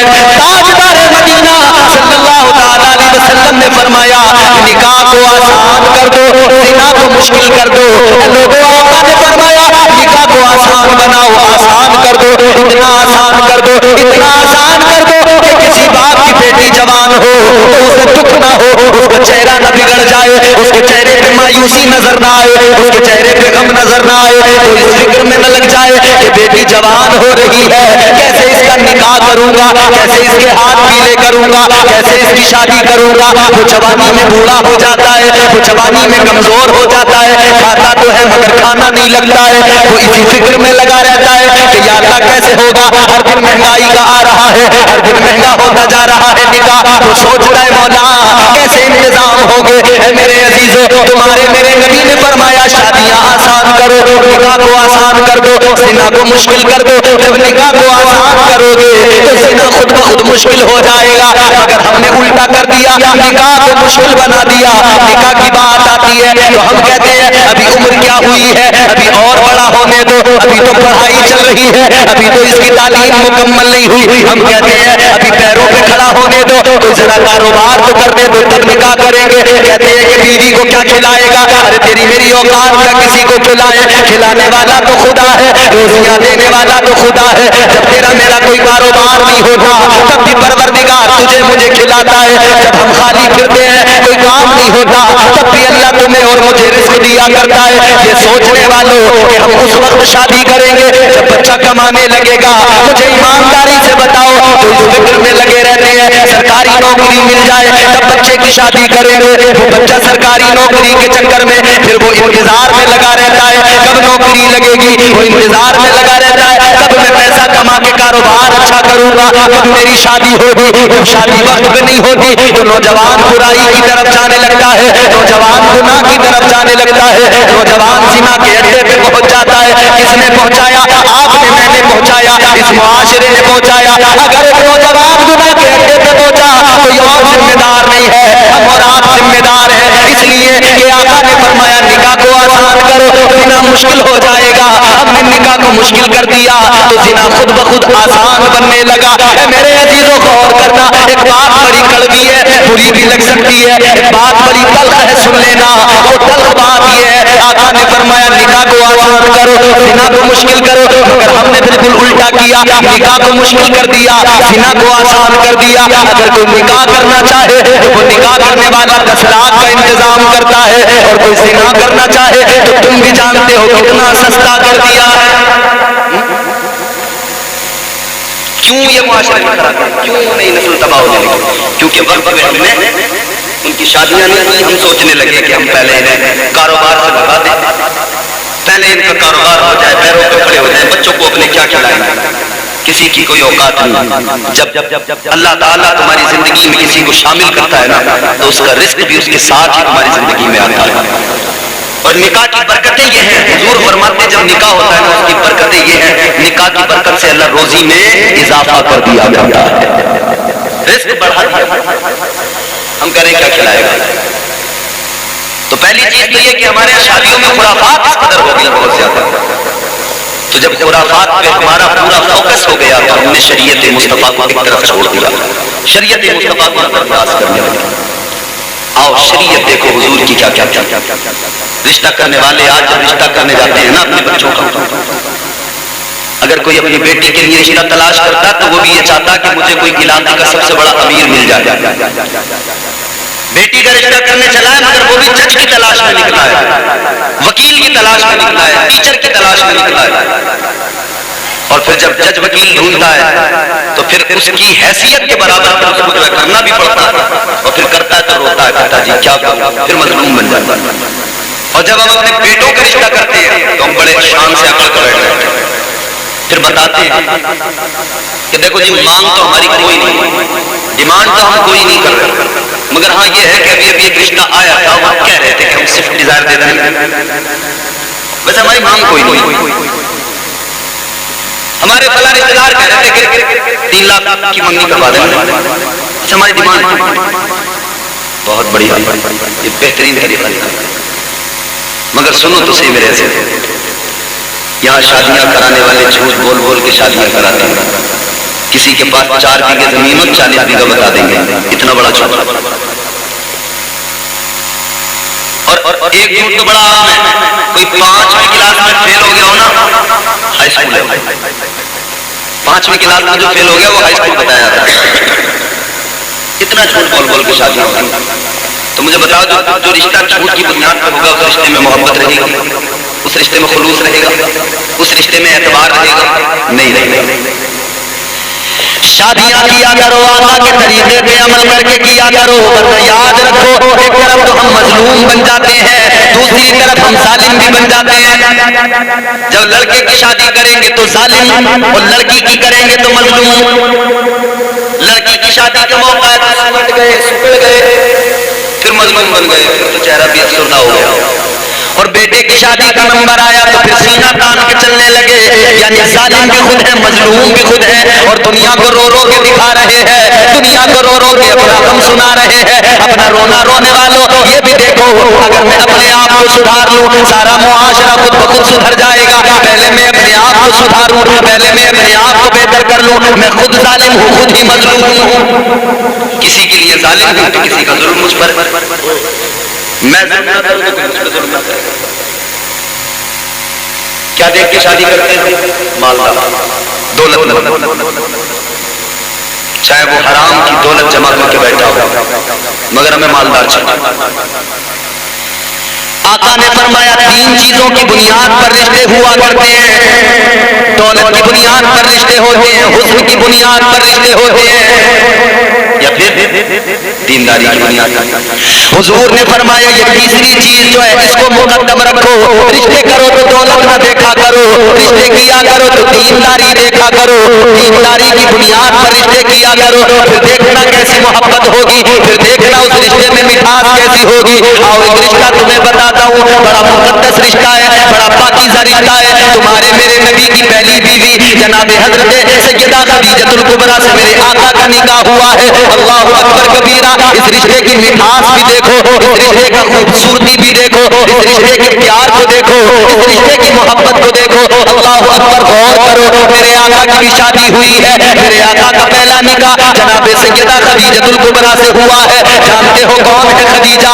आज अगर किसी मालदार की कोई बेटी हो, घर के अंदर जब आती है अपने बाप का बड़ा रौब दिखाती है। अगर किसी मालदार की बेटी है तो घर में सबको धमकाती है, मैं अभी अपने अब्बा को बुला लूंगी, अभी अपने भाई को बुला लूंगी, मेरा अब्बा बड़ा मालदार है, मेरा अब्बा तुम्हें जेल में डलवा देगा, तुम पे मुकदमा करवा देगा, मैं जेल में पहुंचा दूंगी। सबको डराने की कोशिश में लग जाती है। मगर ये याद रखना, तुम्हारा अब्बा वक्त का कोई अमीर होगा तो तुम्हारा अब्बा वक्त का चौधरी हो सकता है, बहुत बड़ा मालदार हो सकता है, मगर अपनी हैसियत में नजर डालो। अब आका की बारगाह में चलो, हुजूर की बीवी, हुजूर की पहली जोजा उम्मुल मोमिनीन हजरत खदीजतुल कुबरा, अल्लाह अकबर, देखो कितनी मालदार है, कितनी ज्यादा अमीर है। हजरत खदीजतुल कुबरा की दौलत का ये आलम सारे मक्के के अंदर जितने भी अमीर हैं, जितने भी मालदार हैं, सब मालदारों की दौलत एक तरफ है, सब अमीरों की दौलत एक तरफ है, सारे मक्के वालों की दौलत एक तरफ है, और जनाब हजरत खदीजा की दौलत एक तरफ है। सारे मक्के की दौलत कम है, अकेली खदीजा की दौलत सबसे ज्यादा है। इतनी मालदार। और हुजूर के पास तो बाजार कुछ भी नहीं, यूं तो तमाम कायनात के खजाने हुजूर के कदमों में हैं, मगर बाजाहिर हुजूर ने दौलत को पसंद नहीं किया, उन्होंने गुर्बत को पसंद किया। ताजदारे मदीना वाली कौनैन सल्लल्लाहु तआला अलैहि वसल्लम का जिक्र जब हजरत खदीजा ने सुना, मेरे आका की फूफी हैं जो जनाब खदीजतुल कुबरा की भाभी है रिश्ते में, उन्होंने जिक्र सुनाया, उनका नाम है जनाब हजरत सफिया। वो बार बार आका का जिक्र करती है, आका के हुस्न का जिक्र करती है, आका की अदाओं का जिक्र करती है, आका की सिफात बयान करती है। जनाब खदीजतुल कुबरा सुनती है, बड़ी मानूस हो चुकी है, बड़ी मुतासिर हो चुकी है। लेकिन एक मर्तबा ऐसा वक्त आया, हजरत खदीजतुल कुबरा वो है कि आप बेवा हैं, आपने एक बार शादी की, शौहर दुनिया से चला गया, दोबारा फिर निकाह किया, फिर दोबारा शौहर रुखसत हो गया, फिर शौहर का इंतकाल हो गया, 2 बार बेवा हो चुकी है। अब इरादा ये कर लिया है अब निकाह नहीं करूंगी, अब अपना कारोबार करती रहूंगी। और इतनी बड़ी मलका अरब जिनको कहा जाता था, हजरत सैयदा खदीजतुल कुबरा की जिंदगी देखो। पहले जरा ये शादी का मंजर भी देख लो। आज तुम्हारे घर में शादी है, मैं साहिबे खाना से भी कहना चाहता हूँ, रायपुर के सुन्नी मुसलमानों से भी कहना चाहता हूँ, जरा गौर سے سننا، ایک شادی ہمارے یہاں ہے اور ہمارے سب کے گھروں میں شادیاں ہوتی ہیں، مگر آقا کی شادی دیکھ لو، آقا کا رشتہ دیکھ لو، آقا کی محبت دیکھ لو، اللہ اکبر کبیرہ۔ حضرت خدیجہ الکبریٰ کا کاروبار بہت زیادہ ہے، اب کاروبار اتنا زیادہ ہے کہ ملک شام میں آپ کا سامان جاتا ہے، مال تجارت جاتا ہے، لیکن بار بار کسی اور کو بھیجنا پڑتا ہے، تو کوئی جاتا ہے تو کوئی مال میں کمی زیادتی کر دیتا ہے، یا کوئی آپ کا پیسہ مار لیا کرتا ہے۔ آپ بڑی فکر مند ہے، کیا کروں؟ ایک دن ذکر کر رہی ہے، جناب صفیہ سے ذکر کر رہی ہے، آقا کی پھپھوں سے ذکر کر رہی ہے کہ میں بڑی پریشان ہوں، مجھے کوئی ایسا آدمی نہیں ملتا جو ایماندار ہو، ایسا آدمی نہیں ملتا جو میرا کاروبار سنبھال سکے، جو میرے بزنس کو سنبھال سکے، میں اسے تنخواہ پہ رکھوں گی، میں اسے سیلری دیا کروں گی۔ اللہ اکبر کبیرہ۔ اتنا سنا تو آقا کی پھپھو جان نے فرمایا کہ اگر تم کو نیک آدمی چاہیے، اگر تم کو ایماندار چاہیے، اگر تم کو امین چاہیے اپنے بزنس کے لیے، اپنی تجارت کے لیے، تو میرا بھتیجا محمد موجود ہے۔ میرا بھتیجا اتنا بڑا امین ہے کہ سارا مکہ اپنی امانتیں میرے بھتیجے کے پاس لا کے رکھتا ہے، سارے امیر اپنی امانتیں میرے بھتیجے کے پاس لا کر رکھا کرتے ہیں۔ کہنے لگی سچا ایسا ہے کہ جتنے بھی جھوٹے ہیں سارے مکے کے لوگ جو خود جھوٹے ہیں وہ خود جھوٹے ہونے کے باوجود بھی میرے پیارے بھتیجے کو سچا کہا کرتے ہیں، وہ اسے سچا کہتے ہیں، صادق الوعد الامین کہتے ہیں، وہ ایسا سچا ہے، وہ ایسا امین ہے۔ اللہ اکبر۔ اتنا سنا جناب خدیجہ الکبریٰ نے کہا ٹھیک ہے ان کو بلا لو۔ اب جناب خدیجہ الکبریٰ نے کہہ دیا، آقا کی پھپھو نے آقا کو بلایا۔ اللہ اکبر۔ جناب خدیجہ نے کہا کہ یہ بتاؤ آپ میرا مال تجارت لے کے جاؤ گے، آپ میرا مال تجارت لے کے جاؤ گے؟ کہا ٹھیک ہے لے کے جاؤں گا۔ کہنے لگی میں تم کو تنخواہ دوں گی، بتاؤ کتنی تنخواہ دو گے؟ آقا نے فرمایا میں تنخواہ پر کام نہیں کروں گا، میں کام کروں گا تو پارٹنرشپ میں کام کروں گا۔ حضور نے مزاج دیا کہ کام اپنا کیا، نوکری سے اچھا کام ہے اپنا، چھوٹا ہو بڑا ہو اپنا۔ حضور نے فرمایا نوکری نہیں، سیلری پر کام نہیں ہوگا، اگر تم کو اپنا کام بزنس آگے بڑھانا ہے تو پارٹنرشپ نہیں کا ٹھیک ہے بات ہے۔ در حقیقت جناب خدیجہ الکبریٰ کا حضور کو بلانا اور مال تجارت دے کر بھیجنا، یہ در حقیقت حضور کی محبت ان کے دل میں آ چکی تھی اور حضور کو پرکھ کر دیکھنا چاہتی تھی، ورنہ حضور کی محبت تو اس دن خدیجہ الکبریٰ کے دل میں آ گئی تھی جس دن آپ نے خواب دیکھا تھا۔ حضرت خدیجہ الکبریٰ ایک خواب دیکھا تھا، جناب حضرت خدیجہ الکبریٰ نے خواب دیکھا تو رات میں اچانک اٹھی، بیدار ہوئی اور اٹھ کر فوراً پہنچ گئی نوفل بن ورقہ بن نوفل کے یہاں۔ وہ اس وقت کے بڑے عالم تھے، آسمانی کتابوں کا مطالعہ کرتے تھے۔ ورقہ بن نوفل کے پاس پہنچ گئی، جا کر کہنے لگی اے میرے بھائی میں نے خواب دیکھا ہے۔ کہنے لگی کیا خواب دیکھا ہے؟ کہنے لگی میں نے خواب یہ دیکھا ہے، میں سوئی ہوئی ہوں، میں نے خواب دیکھا آسمان کا سورج میری آغوش میں آ گیا اور اس سورج کی روشنی سے مشرق بھی روشن ہو گیا، مغرب بھی روشن ہو گیا، اس کی روشنی اتنی زیادہ پھیل گئی۔ اتنا سنا ورقہ بن نوفل نے کہا بہن یہی پہ رکو، ابھی آیا۔ اندر گئے، کتابوں کے برق پلٹنے لگے، آسمانی کتابوں کے برق پلٹنے لگے، اور جب اندر سے واپس آئے، آنے کے بعد کہنے لگے اے بہن خدیجہ سنو، جو تم نے خواب دیکھا ہے بڑا پیارا خواب دیکھا ہے۔ کہنے لگی تعبیر بتاؤ۔ ورقہ بن نوفل نے کہا تھا تعبیر اس کی یہ ہے کہ جو تم نے خواب دیکھا ہے، یہ جو آسمان کا سورج تمہاری آغوش میں آیا، در حقیقت اس کی تعبیر یہ ہے یہی مکہ ہوگا، اسی مکہ کی سرزمین پر نبوت کا سورج طلوع ہوگا۔ نبوت کا سورج جب چمکے گا تو وہ سورج نبوت کا تمہاری آغوش میں آئے گا، آغوش تمہاری ہوگی، تمہاری آغوش کے اندر نبوت کا سورج آئے گا اور اس سورج کی روشنی سے مشرق و مغرب روشن ہو جائیں گے۔ اللہ اکبر۔ اتنا سنا جناب خدیجہ الکبریٰ اس دن سنا ہے، اسی دن آقا کی محبت خدیجہ الکبریٰ کے دل میں آ گئی تھی، اسی دن انہیں پتا لگ گیا تھا کہ اللہ کا آخری رسول میری آغوش میں ضرور آئے گا، اسی دن پتا لگ گیا۔ حضرت خدیجہ الکبریٰ نے مال تجارت دیا، آقا کو بھیجا اور ایک اپنا غلام کے ساتھ بھیجا کہ نظر رکھنا، دیکھتے رہے۔ غلام ساتھ گیا، آقا گئے، مال تجارت لے کر تجارت ہوئی شام کے اندر۔ جب دکان لگائی گئی نا، تم لوگ اپنی منڈیوں میں دکانیں لگاتے ہو نا، لے جاتے جب مٹر لے کے جاتے ہو گاڑی کھڑی ہو جاتی ہے منڈی میں، تو व्यापारी आके देखते हैं मटर किसकी अच्छी है, जिसकी अच्छी है उसकी पहले बिक जाती है, जिसका रेट अच्छा हो, सस्ता हो, माल अच्छा हो, उसका नंबर पहले, वो जल्दी बेच के अपने घर आता है। हुजूर जब पहुंचे हैं शाम के बाजार में और जब मालिक तिजारत रखा गया है, जब गुलाम ने दुकान लगाई है, सामान रखा है, तो इसने देखा अभी दुकान लगी नहीं थी, ग्राहक पहले आने लगे, अभी सामान लगा ही रहे हैं, लगा नहीं है, खरीदार पहले आ गए। और जो आता है वो मालूम करता है इसकी कीमत, इधर ये कीमत बताता है, वो कम ज्यादा करता ही नहीं है, पूरी कीमत देता, सामान लेके जाता नहीं, रुकता है, ठहरता है, एक के बाद एक, एक के बाद एक, एक के बाद एक, लाइन लगती गई, लाइन लगती गई। बाजार के और दुकानदार परेशान है कि आखिर आज ऐसा क्या हुआ, हमारी दुकानों पे कोई आने को तैयार नहीं, और अभी वो दुकान भी नहीं लगा पाए कि उनकी दुकान पर लाइन लग गई है खरीदने वालों। अब ये गुलाम सोच रहा था कि मैं शायद बहुत बड़ा कोई ताजिर बन गया, मुझे कुछ तिजारत करने का अच्छा हुनर मुझे आ गया, ये बजाय कितने लोग। उसने कहा क्या बात, आज हमारी दुकान पे इतने खरीदार हैं, हमारा सामान या तो ज्यादा अच्छा है या फिर हमारा तरीकेकार ज्यादा अच्छा है, बेचने का अंदाज ज्यादा अच्छा है। वो खरीदारों की लाइन लगी हुई है, इसने कहा, गुलाम कहने लगा या तो सामान अच्छा या फिर मेरा बेचने का तरीकेकार अच्छा।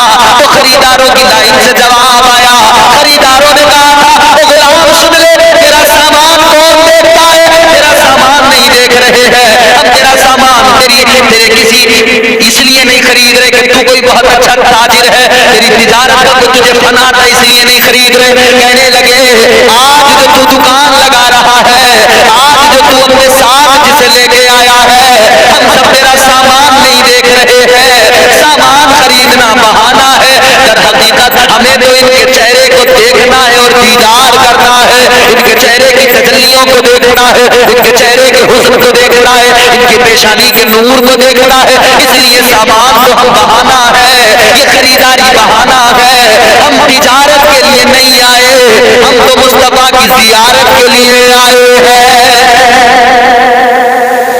आज तिजारत नहीं हो रही है, तिजारत होती तो फिर सौदा होता, फिर कहते कम ज्यादा करते, लेकिन अब तिजारत नहीं हो रही है, तो जियारत।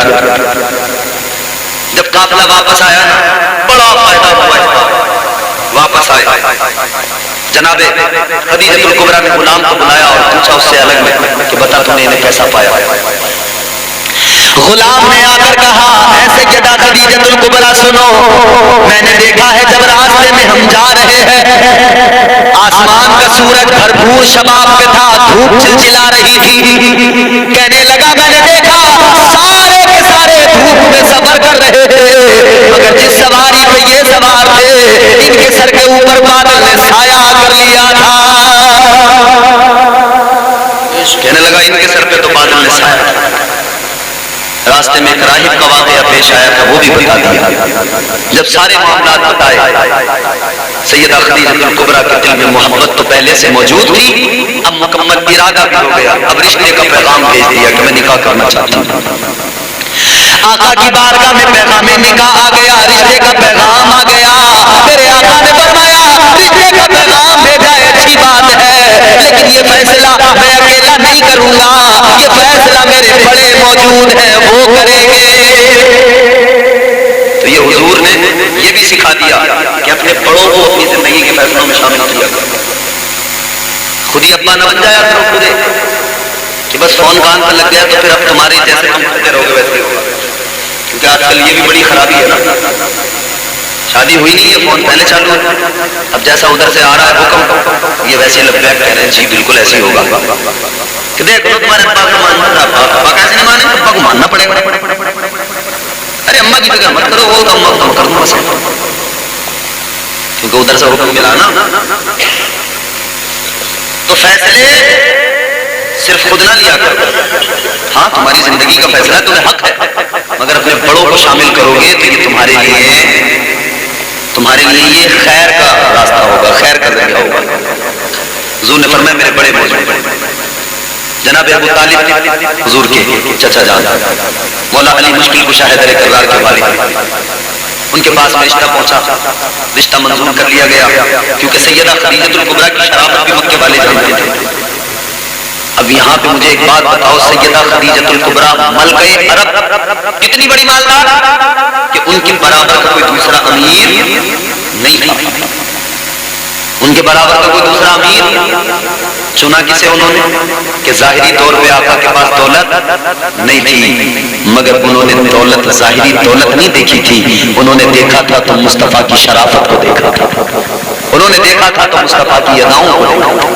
یہ دولت کیا نہیں آتی جاتے ہیں، بولو ایشیا کے نمبر 1 کے امیر 3 دن میں ڈوب گئے، ابھی کا معاملہ ہے، ایشیا کے نمبر 1 کے امیر 3 دن میں اتنے شہر ڈوبے کہ لاکھوں کروڑ روپے کا نقصان ہو گیا، ہزاروں کروڑ کا نقصان ہو گیا 3 دن کے اندر، 4 دن تک۔ تو یہ دولت تو ایسی آتی ہے جھٹکے سے اور ایسی جاتی ہے، اور دولت اگر حلال کمائی ہونا تو تم لے جا کر پھینک دو، واپس لوٹ کے تمہارے پاس آئے گی، اگر حلال کی ہو تو پھینک کے آ جا، کوئی چورا نہیں سکتا، کوئی لے کے جا نہیں سکتا، تو پھینک دے گا، نظام قدرت یہ ہے کہ پھر تیرے پاس آئے گا، اور حرام کی ہونا تو جتنا چھپا کے رکھنا چھپا کے رکھ لے، جتنی زیادہ اکٹھی کرنی ہو کر لے، بچے گا کچھ نہیں۔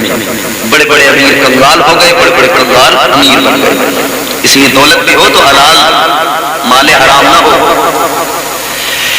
جناب سیدہ خدیجہ الکبریٰ سے رشتہ طے ہو گیا، شادی کا دن مقرر کر لیا گیا، فلاں دن میں شادی ہوگی، شادی کا وقت مقرر ہوا، اللہ اکبر، غور کرو، اب دیکھو ذرا توجہ سے سنو، ادھر تمہارے میرے گھروں میں بھی شادیاں ہوتی ہے، ادھر شادی ہو رہی ہے، مکے کے اندر کس کی شادی ہے؟ تمہارے میرے نبی کی شادی ہے، تاجدار مدینہ کی شادی ہے، اللہ کے محبوب کی شادی ہے، تاجدار مدینہ کا نکاح ہے، آقا کی بارات چلی ہے، اللہ اکبر کبیرہ، مکے کی گلیوں میں گزر رہی ہے بارات، کہاں جا رہی ہے؟ ملکہ عرب کے یہاں پہ جا رہی ہے، تمہاری میری بارات جاتی ہے، جانے کے بعد میں بارات سب سے پہلے کیا دیکھتی ہے؟ کھانا کیسا ہے؟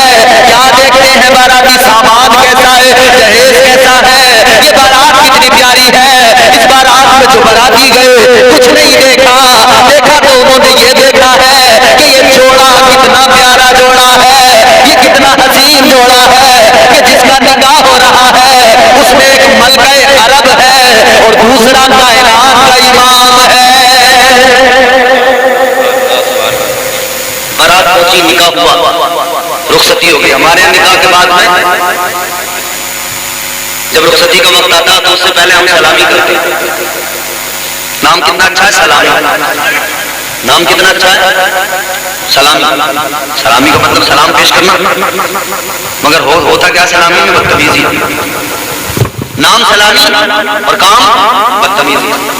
بعض دیہات میں تو ٹھگائی ہوتی ہے سلامی کے نام پر، یہاں کا مجھے پتہ نہیں، اللہ بہتر جانے۔ نام سلامی کتنا اچھا نام ہے، سلامی ہو رہی ہے، کیسی سلامی؟ بے حیائی کے سوا کچھ نہیں۔ دولہا اور اس کے چند دوست اور چند اس کے خاص رشتہ دار ایک جگہ پہ بیٹھتے ہیں، ان کے چاروں طرف ایک جھرمٹ عورتوں کا ہوتا ہے۔ سلامی کون کر رہا ہے؟ عورتیں آگے کر رہی ہیں، بے پردہ عورتیں آ رہی ہیں، بدتمیزی ہو رہی ہے، سلامی۔ یہ سلامیاں اسلام ان کی اجازت نہیں دیتا۔ آقا کی بارات، رخصتی ہوئی، نکاح ہو گیا، رخصتی ہو گئی، نکاح پڑھانے والے جناب ابو طالب، اب بارات واپس آ رہی ہے، سیدہ خدیجہ الکبریٰ آ گئی۔ اب سنو ذرا، دل لگا کے لطف اندوز ہوں گے آپ، یہ آخری باتیں ہوں گی، ذرا توجہ سے سنیں، محبت سے بولیں سبحان اللہ، کیونکہ حضور کی محبت کی بات، حضور کے پیار کی بات ہے، محبت کی بات ہے۔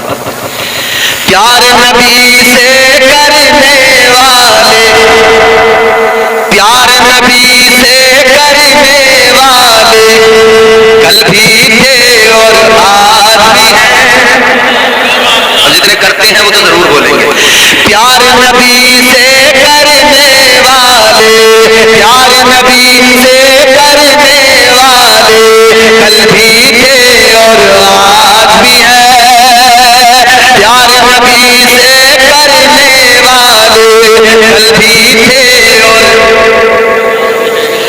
پیار نبی سے کرنے والے کل بھی تھے اور آج بھی ہیں، ان کے نام پہ مرنے والے کل بھی تھے اور آج بھی ہیں، ان کے نام پہ مرنے والے، ان کے نام پہ مرنے والے کل بھی تھے اور آج بھی ہیں، پیار نبی سے کرنے والے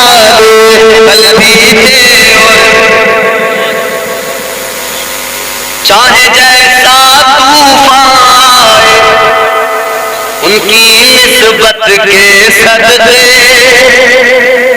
ڈرتے نہیں، گھبراتے نہیں، کتنی مشکل آ جائے، کتنی پریشانی آ جائے، چاہے جیسا تو پائے ان کی نسبت کے صدقے، چاہے جیسا تو پائے ان کی نسبت کے صدقے، دریا پار اترنے والے، دریا پار اترنے والے کل بھی تھے اور آج بھی ہے، دریا پار اترنے والے کل بھی تھے اور آج بھی ہے، ان کے نام پہ مرنے والے کل بھی تھے اور آج بھی۔ یہی تو وجہ ہے، وقت کتنا ہو گیا؟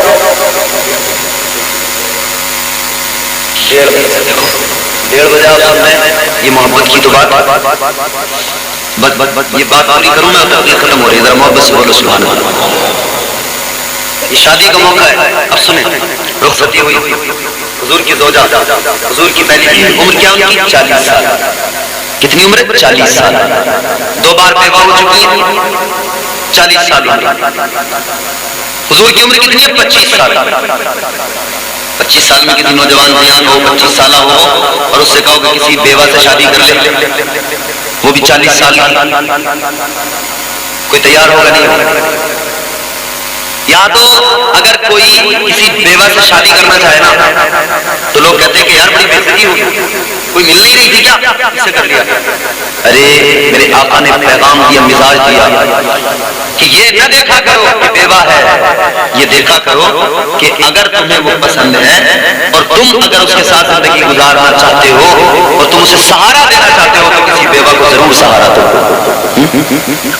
حضور نے 40 سالہ حضرت خدیجہ الکبریٰ سے نکاح کر لیا، رخصتی ہو گئی، گھر آ گئے، پہلی رات ہے، پہلی شب، ادھر حضور بیٹھے، ادھر جناب خدیجہ بیٹھے، تاجدار مدینہ والی کونین صلی اللہ تعالیٰ علیہ وسلم کی پیاری بیوی جناب حضرت خدیجہ الکبریٰ نے اپنا سارا مال رکھ دیا، سارا خزانہ رکھ دیا، ساری دولت کو آقا کے سامنے رکھ دیا۔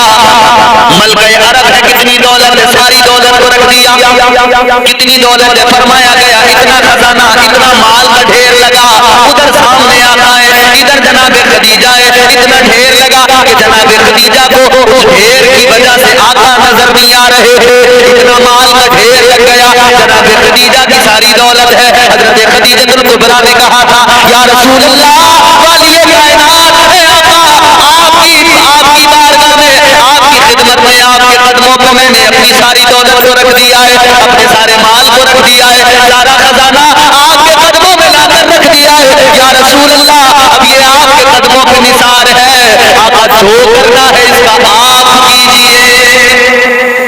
حضور کو مالک بنا، ساری دولت حضور کے قدموں پر قربان کر دی۔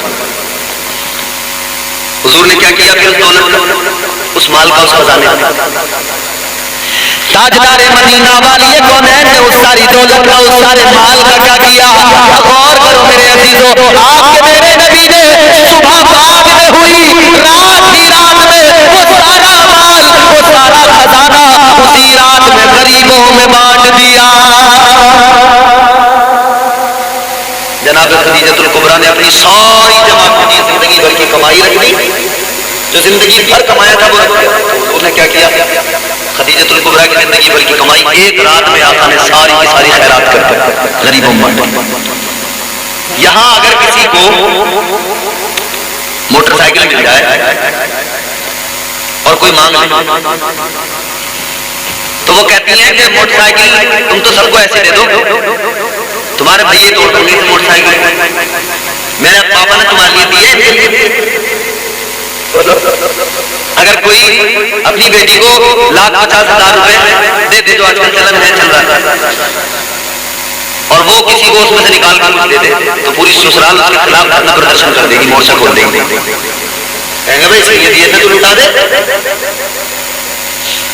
اس لیے دیے تھے۔ اور پھر اور بڑھیا والا فارمولا کیا ہوتا ہے اس میں؟ چھوٹا والا بھائی یا کوئی پڑوسی آیا کہ وہ گاڑی کی چابی دے، تو اب منع کیسے کریں؟ تو اس کا آسان طریقہ یہ ڈھونڈ لیا کہ چابی نہیں مل رہی، بہت ڈھونڈ رہے مل نہیں رہی. جب خود کو جانا ہو تو ایک مل جاتی ہے چابی. بہرحال یہاں کوئی ایک روپیہ خرچ کرنے کو تیار نہ ہو, اور اگر کوئی کر دے تو اس کی خیریت نہیں ہے. پوری سسرال اس کے خلاف صبح ہی دھرنا کر دے گی, صبح اس کے خلاف کھڑے ہو گئے تھے. بلال کیسے کما کے لایا تھا, تیرا تھا, ابھی ہم نے دیا تھا, برباد کرنے کو نہیں دیا تھا. جناب خدیجہ الکبریٰ نے ساری دولت حضور کے قدموں پر رکھی. حضور نے ایک رات میں, صبح کا اجالا بعد میں ہوا, وہ سارا مال حضور نے خیرات کر دیا. سیدہ خدیجہ الکبریٰ کی زبان پر ایک حرف نہیں آیا. سیدہ خدیجہ الکبریٰ نے یہ نہیں کہا آقا یہ میری زندگی بھر کی کمائی تھی, میں نے زندگی بھر جو کچھ کمایا تھا تم نے ایک رات میں سارا خیرات کر دیا. نہیں, محبت تھی. سیدہ خدیجہ الکبریٰ نے کہا یا رسول اللہ میرا جو کچھ بھی ہے, مال ہے, دولت ہے, جان ہے, سب کچھ آپ کی خاطر قربان ہے. آقا آپ کو اختیار ہے, آپ جو چاہو کرو, جدھر چاہو خیرات کرو, جدھر چاہو قربان کرو. یہ ہے اب حضور نے پیار کتنا کیا حضرت خدیجہ الکبریٰ سے. حضرت خدیجہ سے محبت کتنی ہوئی, پیار کتنا. آج کل ہمارے یہاں میاں بیوی میں بنتی نہیں ہے, جھگڑا اتنا بنتی نہیں ہے. اگر شوہر گھر میں کوئی بات کرے تو بیوی فوراً بات کاٹ رہی ہے, اور بیوی کی بات شوہر سننے کو تیار نہیں, اور شوہر کی بات بیوی سننے کو تیار نہیں. بعض لوگوں کو ہم نے دیکھا بڑھاپا آ گیا مگر لڑائی جھگڑے ختم نہیں ہو رہے. بعض لوگوں کو دیکھا, ایک نوجوان نے رو رو کے مجھے فون کیا, کہنے لگا حضرت بڑا پریشان ہوں. میں نے کہا بات کیا ہے, کہنے لگا ابا اماں بڈھے ہو گئے مگر آج بھی لڑتے ہیں تو سر پھوڑ دیتے ہیں ایک دوسرے کا. کتنا لڑتے ہیں آج. بولے اماں بھی نہیں دیکھتی کہ یہ میرا شوہر ہے, پھر وہ بھی چالو ہو جاتے ہیں کہ مار آج جتنا تجھ سے مارا جب مار لیا, جان سے مارا کر ایک باپ. آدمی بھی سنتا ہوں اچھا اتنی بےزتی کر رہی ہے, وہ بھی ارے بھائی وہ ناموس عقل ہے, تو اللہ نے تجھے مکمل عقل والا بنایا, تو سوچ محبت ہی نہیں. مگر سنو کیا ہوتی ہے محبت.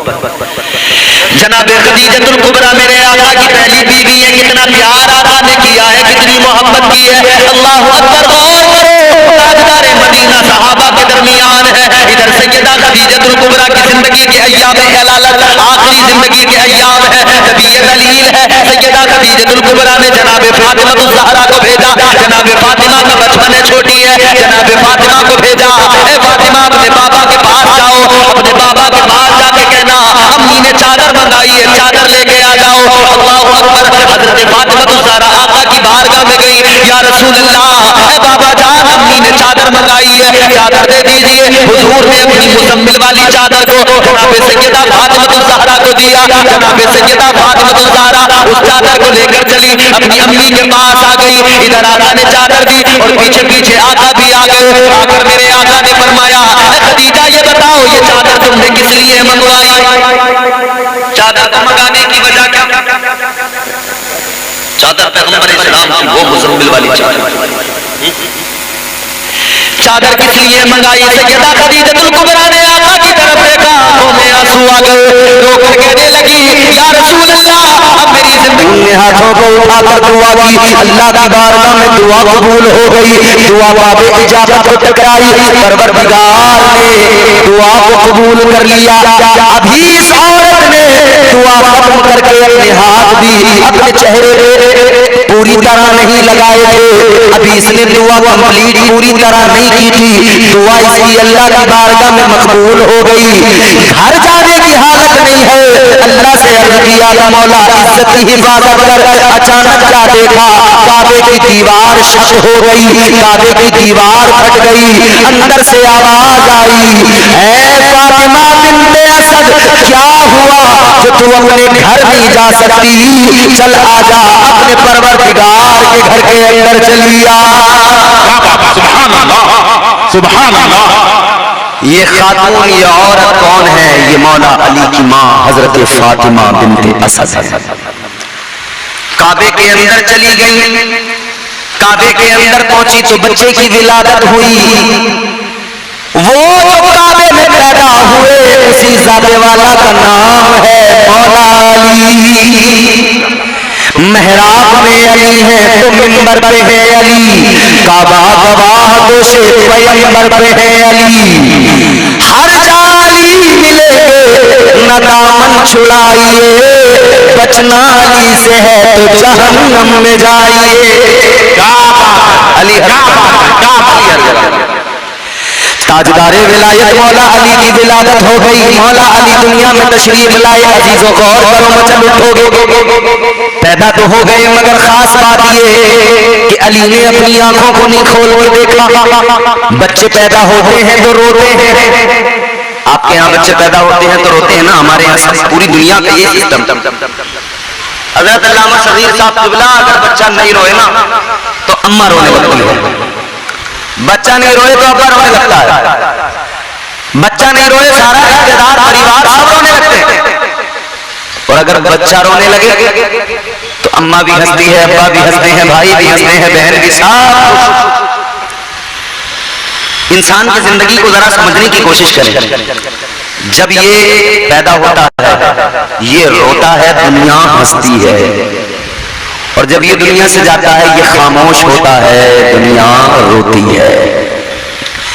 انسان کی زندگی کا فلسفہ یہ ہے جب یہ روئے سب ہنسے جب یہ خاموش ہو جائے سب رونے لگتے ہیں وہ بھی رونے لگتے ہیں جنہوں نے کبھی قدر نہ کی ہو زندگی میں مرنے کے بعد وہ بھی بڑی قدر کرنے لگتے ہیں باپ کا انتقال ہو گیا بیٹوں کو دیکھو نظر نیاز فاتحہ سال ثواب میں لگ گئے باپ زندہ تھا تو خیریت معلوم نہیں کرتے تھے باپ بیمار تھا کبھی اس نے باپ کے لیے کوئی پھلا کر نہیں دیا کہ لو ابا کھا لو اور ابا جیسے ہی مر گئے اس نے کئی قسم کے پھل منگائے فاتحہ کے لیے مولانا صغیر کو بلایا کہا حضرت ذرا فاتحہ پڑھ دو ابا کو ثواب پہنچا دو عجیب تماشا ہے جب ابا بیمار تھا ایک پھل نہیں لا کے دیا ابا مر گیا اب دنیا کے جتن کرنے میں لگا ہوا